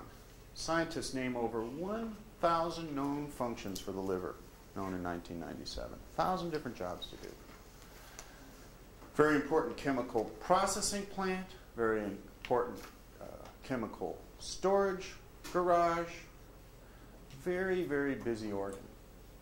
One of its 1,000 functions is it has a storage form of sugar. Glycogen, it's called. And it's quick release sugar. What's it for? To blast out when your blood sugar is low. Your liver's got a quick release storage sugar depot where it can blast out sugar and just bring you up between meals when you're low.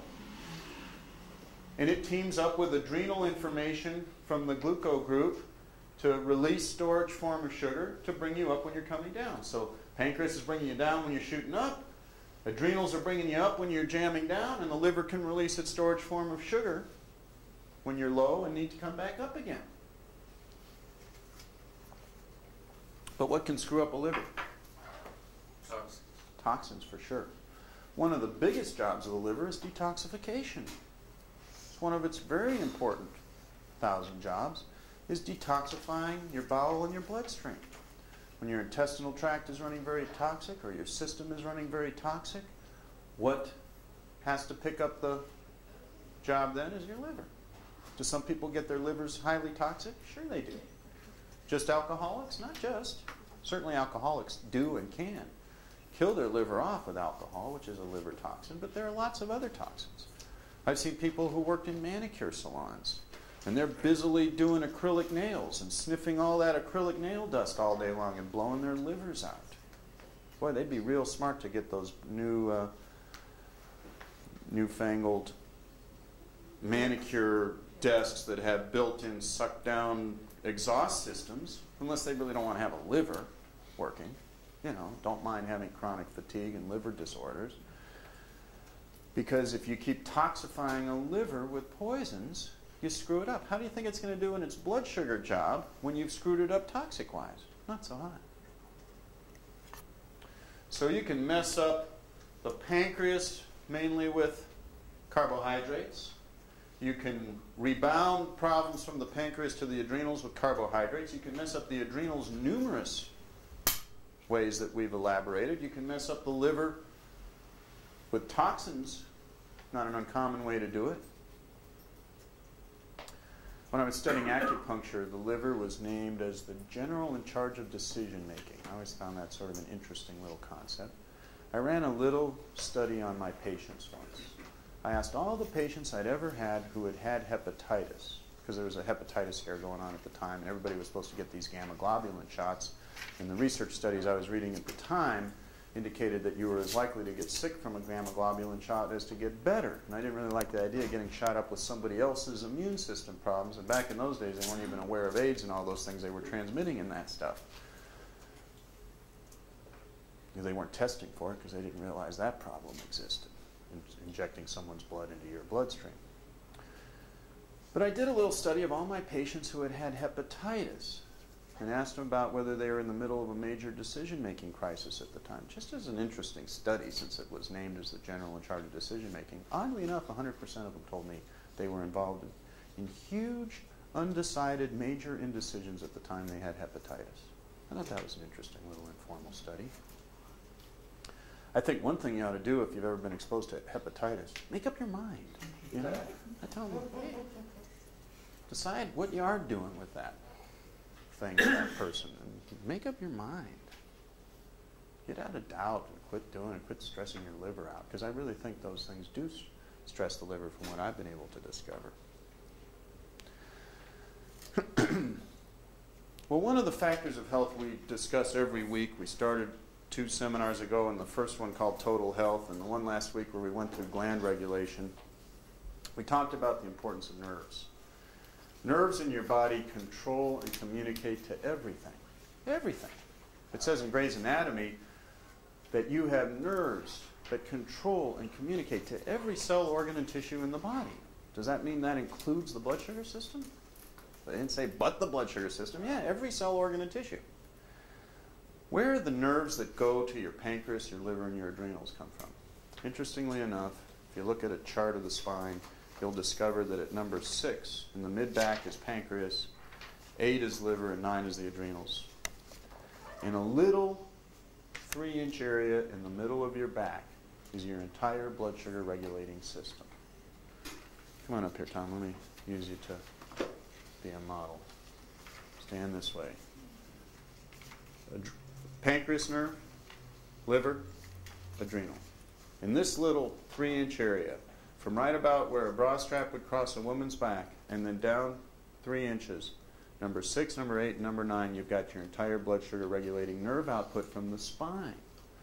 Pancreas, liver, and adrenals. T6, T8, and T9 in Grammacy. How does that play out in life? Well, it plays out in one way, and even more than one.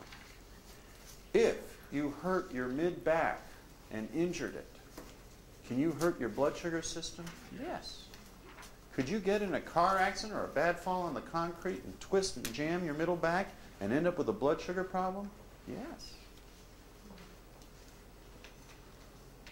Now, because the mid-back has this curve that goes this way, and the neck goes this way, and the low back goes that way, and you've got this mid-back curve that's supposed to be going in this direction, it turns out the farthest out point of that curve, what we call the apex of that curve, happens to be right in the blood sugar area. And it makes it a compensation point if something's going on weird up here or down here. So if you've got a low back problem, and your low back and pelvis are tweaked like this, and the whole thing's curving, and then your body has to twist back and try to straighten you out, and in the end it has to level you out so that your eyes are level to the horizon, so you're not walking at an angle and everything doesn't look crooked, and all your programming in your brain can line things up. It's got to line your eyes up horizontal, and your spine goes through these compensations. It'll typically compensate for a low back problem where? Right in the middle. So you have people with low back problems developing mid-back misalignments.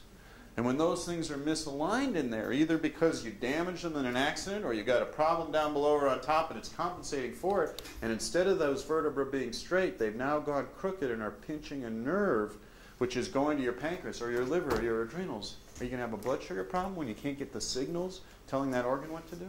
You bet. Could you get a blood sugar problem from a low back condition? You could.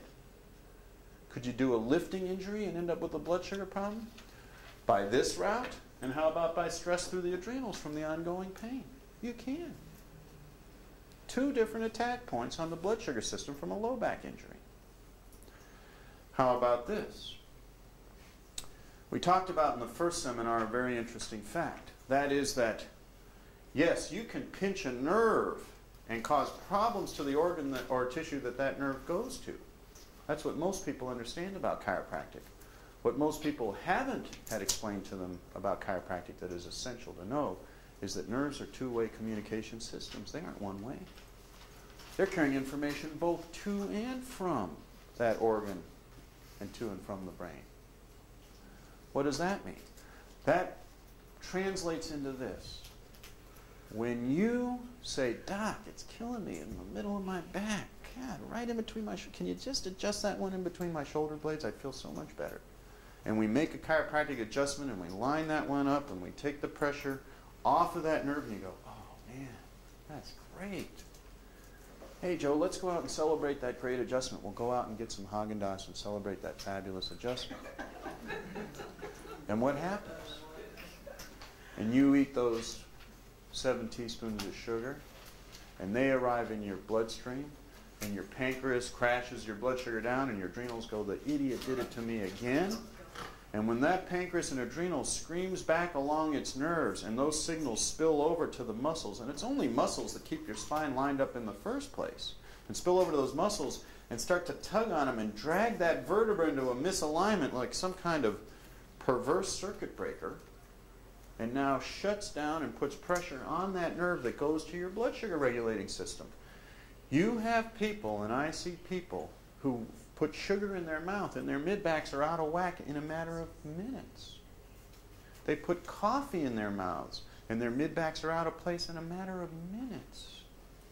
In fact, sometimes the body gets so grooved into these circuits that are aberrated between the use of sugar and the nerve control and the muscle control of the spine that you can put a thimble full of coffee into the mouth of some individuals and they'll have one of these twisted vertebra pinch nerve problems occur in seconds. Sugar in their mouth, it occurs in seconds. Their body and brain samples that stuff already in the mouth. There's already information traveling to the brain and they've already twisted a vertebra out of place before it's even been digested. Really does happen. So you get the situation where the blood sugar problem is creating a spine problem. Not just that the spine problem could create a blood sugar problem. And now the two are playing off each other. Very important when you want to get people with blood sugar problems fixed up quickly. All these little facts, I'm going to tie them together for you before we're done here in a few minutes.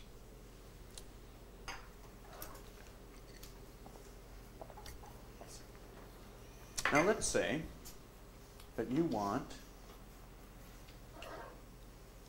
to fix up a person's blood sugar system. They come in and they've got obvious symptoms of blood sugar regulating disorders. They got carpal tunnel syndrome and headaches, and they got mid-back pain, and you check out their spine and T9's out of whack, and you check out their gland responses and their adrenals aren't working right. How are you going to fix them? What are you going to do? Well, you could do one thing right, and they'll get a bit better. Maybe do a couple things right, and they'll get even more better. How about if you did everything you knew to do right? Could you get them better really quickly compared to anything else you might be doing? Well, that's the philosophy I like. Let's try to get everything going right and really get a person well fast instead of dragging around this problem by getting one little part of the puzzle in place. See, what's the part you always study when you open a book on hypoglycemia? It's food. Food can be an important part. By no means do we want to ignore it. Well, probably the best research on food came out originally in this book, The Zone, and now Mastering the Zone by Barry Sears. The only problem with this book, 9 out of 10 people that read it, that are my patients, can't understand or apply it. So I don't have people read this book anymore. 9 out of 10 people can't do anything with it. 1 out of 10 does great. 9 out of 10 are still trying to figure it out a year later. So we stopped doing that. I thought I'd have to write a book, but I found one that was written that was pretty darn good. Whose glasses? Yours? There you go. I knew they weren't mine. Found to fix that one. You're right. So what we tell people to do is get these lot less expensive books called 40-30-30 Fat Burning Nutrition that are a lot simpler to understand, much less technical, not a lot of 14-letter and 16-syllable words in them, much simpler to read, not super technical. The guy who wrote this is a PhD in biochemistry who does drug research. The only problem is it's written over the head of most doctors. There are words in here that doctors have never seen. What are your chances you've ever seen them before? Not too good. So that becomes a problem for a lot of people trying to read and understand that material. So instead we give them a book that it's a lot easier to get through, bigger print, easier words, the key concepts simplified down, and it just gets you to where you want to get, which is how to eat, how to balance your food so that you aren't throwing your blood sugar a curveball every time you eat or snack. And that's called 40-30-30 Fat Burning Nutrition. We have them here. It is not an easy book to find. You won't find it in bookstores typically, but we do carry it here because it's very helpful to our patients, and we recommend every one of you get it, read it, and apply it, and you don't even have to read it. I'll be doing a seminar just on the zone and made easy on 40-30-30, and I'll tell you, buy this book and don't read it. Just open it and do the recipes and learn how to eat and read it later. Start day one eating a breakfast out of this book, and then a lunch out of this book, and then a snack out of this book, and then a dinner out of this book. And after you've done that for a few weeks, if you still haven't found time to read it, eventually get around to reading it.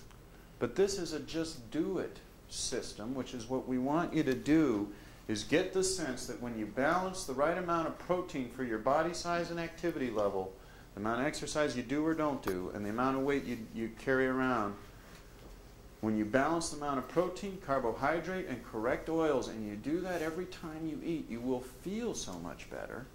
Your body will normalize its weight if it's not normal now. Your energy will go normal. You'll take the stress off this blood sugar system that comes from food. You can unstress the food side of this system, which is one of the major curveballs we throw to this system, is we eat the wrong foods and we throw the wrong drugs at it. And what are the main no-nos you don't want to be excessive on? Coffee, sugar, alcohol, cigarettes, stimulant drugs, speed. Any of those substances, and probably fen-phen fits in there too, by the way. All the fen-phen people I've seen so far are sick. Some of them were made desperately sick.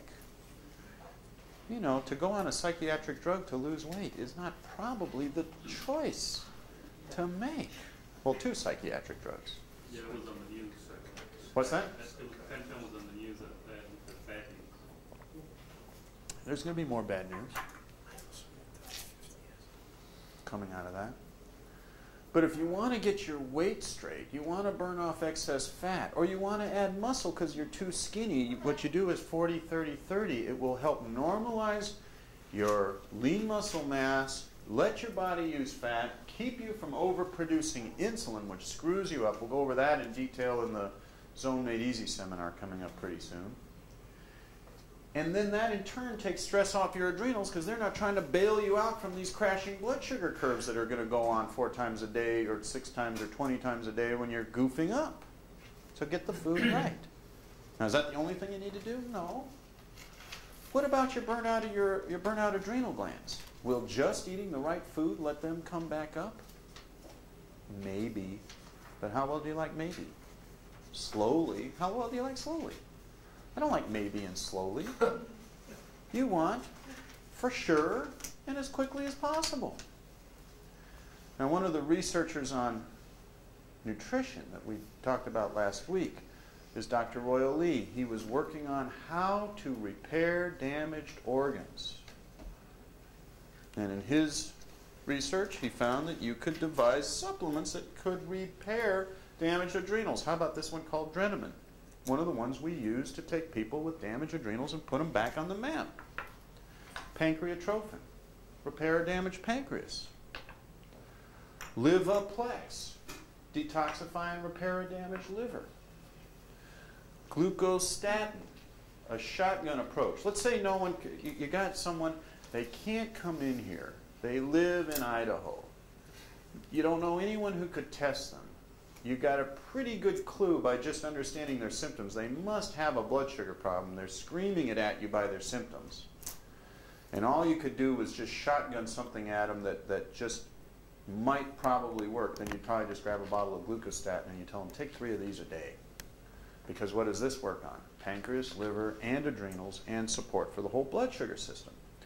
Great choice for across the boards if you just couldn't even test someone and find out which organs you wanted to support and how you wanted to do it. Bang! Just throw in some support for the whole system and call it and see how you do. You'll do better than they were doing before. And some will be miraculous. I mean, really miraculous. They'll be blown away by how much better they're doing. Now, one thing we should touch on, because we want to do a real thorough job tonight. We're videotaping this one for you to be able to take home, send to your friends and so forth, and cover the subject without leaving anything out. We don't want to leave out ligament stretch syndrome. This is a very important adrenal phenomenon. Certain people, and I gave you a handout on it there, their adrenals aren't just weak. They are toast. They are goners. They're lucky they're alive, because their adrenals aren't keeping up with them. They have just exhausted them. And when a person hits this situation called ligament stretch syndrome, they're not putting out enough of these steroid hormones from the adrenals to support the tissues of their body and keep them from just crashing. And their ligaments that hold their joints together, there aren't enough steroids to keep those guys from being inflamed and in serious trouble and being torn up. And we call it ligament stretch syndrome because if we stretch a person's ligaments just lightly and temporarily, it makes them go completely weak muscularly right away. And their body is telling them they can't stand any physical motion stress at all. And they're really in accident looking for a place to happen. And they usually feel like warmed over caca. They're really in bad shape. They're typically exhausted. Many of them are depressed. They've got multiple pains. They feel horrible. They probably have other low blood sugar symptoms. They may have headaches. They may have depression. They may have any of those things on the list because they for sure have low blood sugar and they have it in spades. Now, they're not a total adrenal failure because total adrenal failure is death. But they aren't doing too hot. Who thinks they might be ligament stretch syndrome that I haven't tested? I know there's a bunch of you in this audience that I've fixed who had ligament stretch syndrome. But how about someone who I've never tested for it? Well, you've never been a patient, but you're a for sure candidate. Yeah. Remind me your name again is? George. George. Come on up here, George. You're a good candidate because you got so much going on. Since everything hurts and everything's falling apart. When everything hurts and things are falling apart and you got multiple injuries, somebody, let's have you lie on your back here, George. Somebody should check your adrenals. But if they really know their stuff, and almost no one knows enough about adrenal function to know about ligament stretch syndrome, it was only released as one tiny bit of research by Dr. Goodhart, the guy who developed muscle testing, in one tiny year's symposium. And unless you were a follower of his exact research, you aren't going to even have heard of it. So most doctors and most chiropractors have no idea what ligament stretch syndrome is, and they have no idea how to test for it and no idea how to treat it. But let me tell you, it's the doctor's most frustrating patients, because they can never fix these guys whose adrenals are this bad unless they identify and fix that problem. Hold strong, George. We test a muscle, and we look for one that's strong. His left shoulder tests strong in that position. We give a quick tug, and we retest. He's not near so strong. We wonder, well, is it just his arm? Let's see if either of his legs are strong. Hold strong. Test a leg. Actually, his hip's real strong. Give a real quick little tug and retest. Now that leg is totally weak. Is it just that leg? Try his other hip. Is it good? His other hip isn't too bad. We give a little quick tug. Now there's nothing. You're still trying each time, aren't you? But it's just like an off switch. A person with even bad adrenals, but not low enough to have ligament stretch, will never fail that test. Most people never fail that test. You can test their arm strength, give a little quick tug and retest, they'll be just as strong. But not him. Why? His adrenals are worse than bad. They're in what we call the toilet bowl of adrenal function. He's got nothing going on, adrenal-wise. Well, what are they going to do at the Veterans Administration for George? He started telling me a story. Oh, just put him on every drug they can think of and schedule him for every surgery and put him in braces and give him all kinds of Latin names for his problems and drive him out of his gourd until he's a walking pill factory. That's what they'll do for him. And maybe they'll cut him up until he's a not walking pill factory. You know, that's what they'll do for you, right? Yeah, probably. That's what they got in mind. Now, when a person fails that test, thank you, George. Let me send you back to your seat there. Good job. When a person fails the ligament stretch syndrome test, they don't just have low adrenals, they've got shot adrenals. We don't just give them a little bit of Adrenal to repair their adrenals. We've got to kickstart their adrenals because they have exhausted them. And until we wake them up from that deep slumber, we can't get their adrenal function going at all. And if we don't get their adrenal function going, they will never get well. You can do all these right things for them, and they just are never getting better because they've got that. Anyone else think they might be a candidate, want to come up and get tested? Anyone else I haven't tested before? Thinks they sound like any of those things I described? No one else here? Good enough. So, in terms of nutrition, when we talked about healing, I told you that we would look at healing every system of the body through a method of understanding that we talked about and developed for you in our first seminar. And we called it 5 different factors of health. And we said we could look at every problem area, and if we looked at these 5 different factors and knew what we needed to know in terms of them and somebody's health problem, we could get most sick people well. A vast majority of them. People who had incurable diseases that medicine lists as cause unknown, that they can't do anything for. They just manage them with drugs and drugs and more drugs, or cut them up and throw parts away because they don't know what to do. One of those factors is going to be nutrition. And nutrition, I told you, is mainly going to have to do with 3 issues: food, supplements, and not dying on the way to getting there of too many toxins. Those are the 3 main issues in nutrition: food, supplements, and toxins. Food for blood sugar handling and low adrenal problems, 40, 30, 30. Supplements for blood sugar handling problems and low adrenal problems, find out which glands are in trouble, get them on the right supplements to do what? Rebuild the damaged glands. How long is it going to take to repair damaged glands? A day? Week? No. Sometimes you get low blood sugar cases getting immensely big changes in 1 to 2 weeks. But they aren't the real sick ones, let me tell you. You look for blood sugar repair for people with run-down blood sugar systems, in my experience, about in 3 months. And you look for ligament stretch syndrome patients who are much sicker than most hypoglycemics to repair in about 10. Does that mean it's going to take That first group, 3 months to feel any better? No. They'll probably begin feeling a lot better before 3 months are up. But they're not going to reach a real decent point of improvement where we've got them to really good shape in less than a few months. And does that mean that the ligament stretch syndrome patient isn't going to feel any improvement until 10 months are done? No. They typically start feeling improvement in the first week or two. And it's dramatic. But are they going to be at maximum improvement at the end of 2 weeks? No. At the end of a month? No. At the end of 3 months? Not in my experience. These guys are really torn up. Luckily, they're a small percentage of rather desperate people with horrible health conditions, ligament stretch syndrome patients, and they take much longer. They take about the time that scientists tell us it takes to totally turn over cells in the human body. Scientists tell us in about 10 to 12 months, most every cell in your body has been replaced with new material.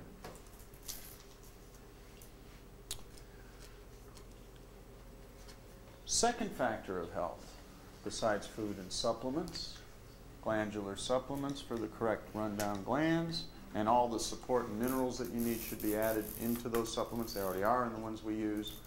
40, 30, 30 for the food. Second is going to be nerve function. We touched on it. It's very important. If you've got malfunctioning nerves in between your shoulder blades that are going to the control organs of your blood sugar, all the right food in the world, you're still shorted out. And those shorted out nerves that can't get the signals across are still going to mess up your blood sugar, and you are not going to get right. So then what? We have to test the spine, see if there's a problem. If there's a problem, fix the problem. With what? Good chiropractic. What else fixes spines? It's the only thing that really does. Gets things moving properly, aligned properly, and people get back into normal function in that area between the shoulder blades. And if it's messed up their back, or it's coming from their low back, you better fix that too. Let's mention a very important little bit of important trivia about the blood sugar system. The adrenal glands, like every other organ or gland in the body, is on a certain set of nerve networks. And those certain set of nerve networks hook up to certain muscles. The adrenals have 4 muscles that are directly attached to their circuit board. They are 2 that go down the inner thigh and fasten just below the knee, and 2 at the back of your calf. These 2 are called the sartorius and gracilis, and these 2 are called the gastrocnemius and the soleus. Those 4 muscles that go down the inner thigh and fasten to the inner knee and are behind the calf are directly on adrenal circuitry. What does that mean? It means that people with low adrenals typically have weak inner thigh muscles that fasten below their inner knee and are prone to knee injury. They are prone to knee rotational and knee cartilage injuries. When a person has low adrenals, it's very easy for them to go skiing and twist their knee into a malposition and damage it. And the most common malposition is to twist the inner knee, the inner aspect.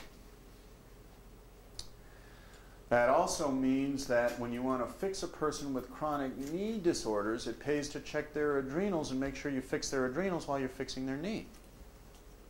Because the adrenals are also on the circuit board that goes to the back of the calf, you get people who complain of calf pain where it is really an adrenal disorder. One of my patients sent me her mom from out of town. She says, they told my mom they have to strip all of the blood vessels out of her calves because her calf pain is so great at night that she can't sleep. And so the vascular surgeon said he was going to pull all the veins out of the back of her leg. Arlo, I want you to fix her because I'm sure that's not the right answer. So they sent her to me, and what was wrong with her? Low adrenals. What did we do? We put her on adrenal support. What happened? She slept like a baby. Her calf pain was gone. When you find a person with chronic recurrent calf pain for no apparent reason, you check their adrenals. See, the problem with the mouse-eye view of medicine, the way it gets practiced, is that MDs often believe that where you have your pain is where you have your problem. They should know better, but don't. And so they think because the pain's in your calf that the problem's in your calf.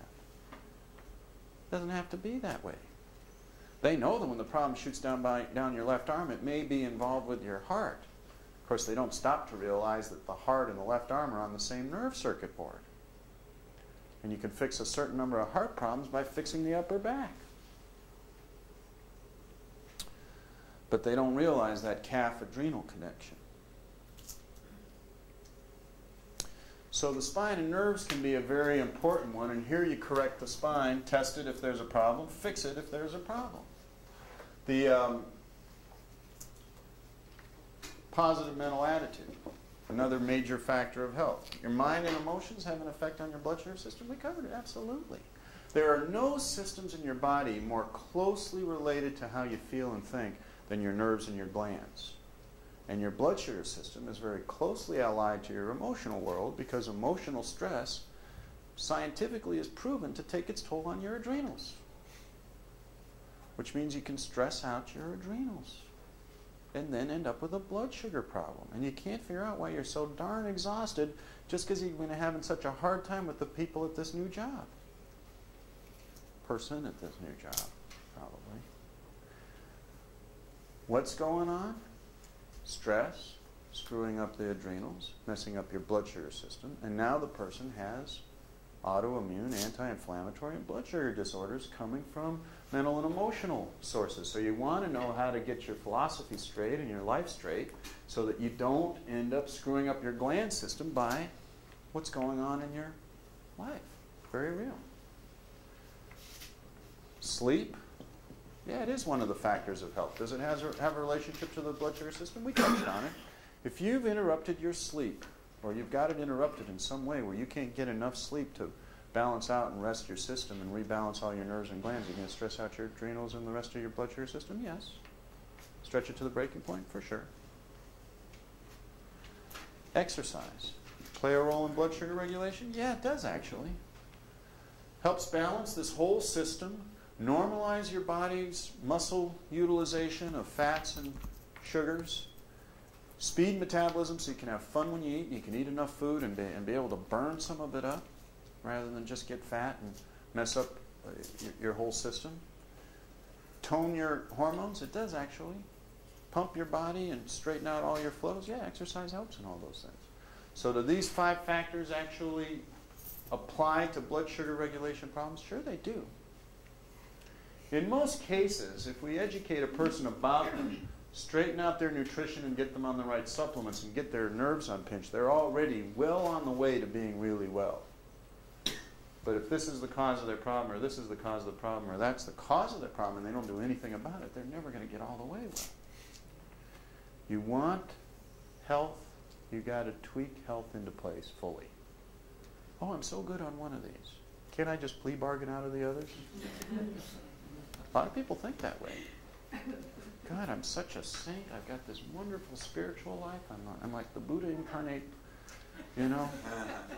I got it so together. I guess I won't have to worry about any of this other stuff. Hey, go buy the syringes and get the insulin going, pal. I've seen enough of those. Oh, I eat so perfect. I mean, I swear, nobody knows how perfectly I eat. I mean, every meal is such a creation. I've got it so figured out. I wouldn't have to deal with any of this other stuff. I don't think so. Haven't seen it yet. Well, you know, I've got this exercise thing so down. I mean, exercise will cure the world. If all you do is just exercise an hour a day, everything will be perfect. But you got 3 pinched nerves? Forget it. 1 real pinched nerve? Doesn't matter. It's still screwed up. You still aren't getting the flows. You know, the real thing when you want health is you got to dial it in. You've got to be able to evaluate these factors realistically. You've got to be able to see what's really going on with them. Put them in reasonable order. When you put these 5 factors in reasonable order, you will be surprised how brilliantly health works. The human body gets what it needs, and when it doesn't have interference and it gets what it needs, life intelligence has the ability to make things happen. That's its job. It loves regulating your blood sugar and keeping it at 100. It just thinks that's the greatest thing it can do. It loves to do that. It thinks you're crazy when you throw it all this industrialized sugar and purified carbohydrates that it was never thought in a million years it was going to get that to eat. And you throw it at it in quantities time in and time out. You know, it figured that if a saber-toothed tiger showed up, it would leave. It didn't think you'd like be worrying about this IRS audit for like 6 months. It didn't have a clue you'd be doing that. You know, it figured you'd be probably running around and moving this thing around.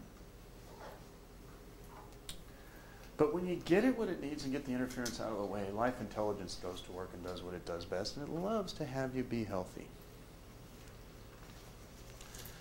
Well, I think we've covered really the blood sugar system in some real detail tonight, and I think you've got a real good overview of an extremely important system. This energy system is so much at the foundation of your health that no system in your body is going to run well without it. Your brain is your biggest utilizer of glucose. It is a glucose hog, and it is central computing and central intelligence, chief executive for the whole show, and it runs on glucose, and it wants it at 100. It doesn't want it at 55, and it doesn't want it at 172. It wants it at 100.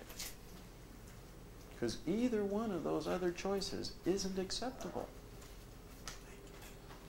And you want to have health, and you want to have your brain working, you want to have your glands working, you want to have your anti-pain, autoimmune, immune system functioning. You want to not suffer from weird diseases that medical books list as cause unknown, that are usually the things that ruin people's lives and take them out and cause them to take all these stupid drugs that sell billions of dollars in painkillers, stomach pain relievers, colitis this and stomach that, and headache this, and pain in your foot that, and arthritis this and that.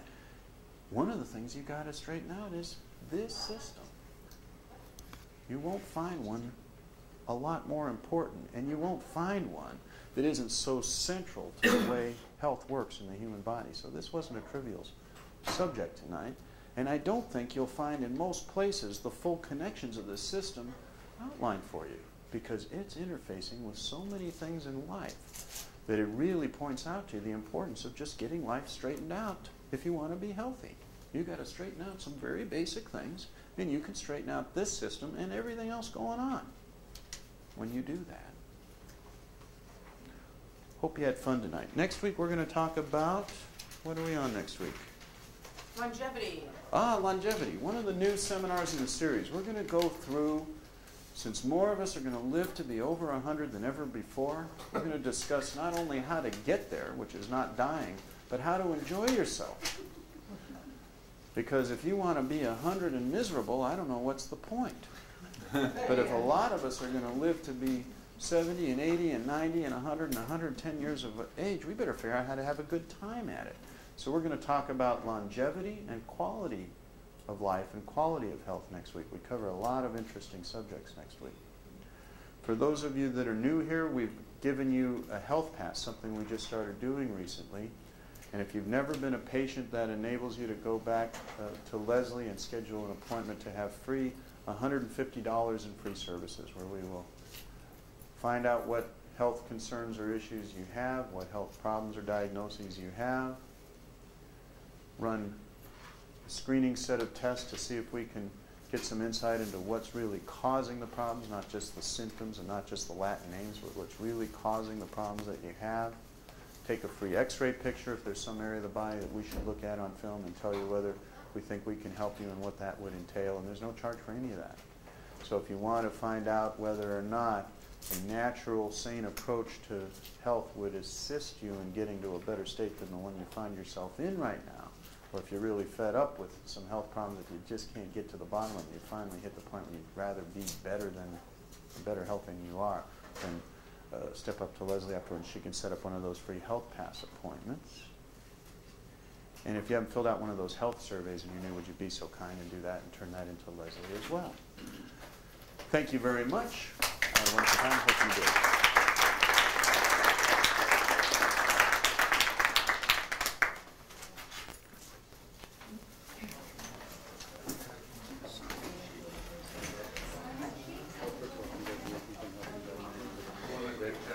Oh, yeah. Very, very cool.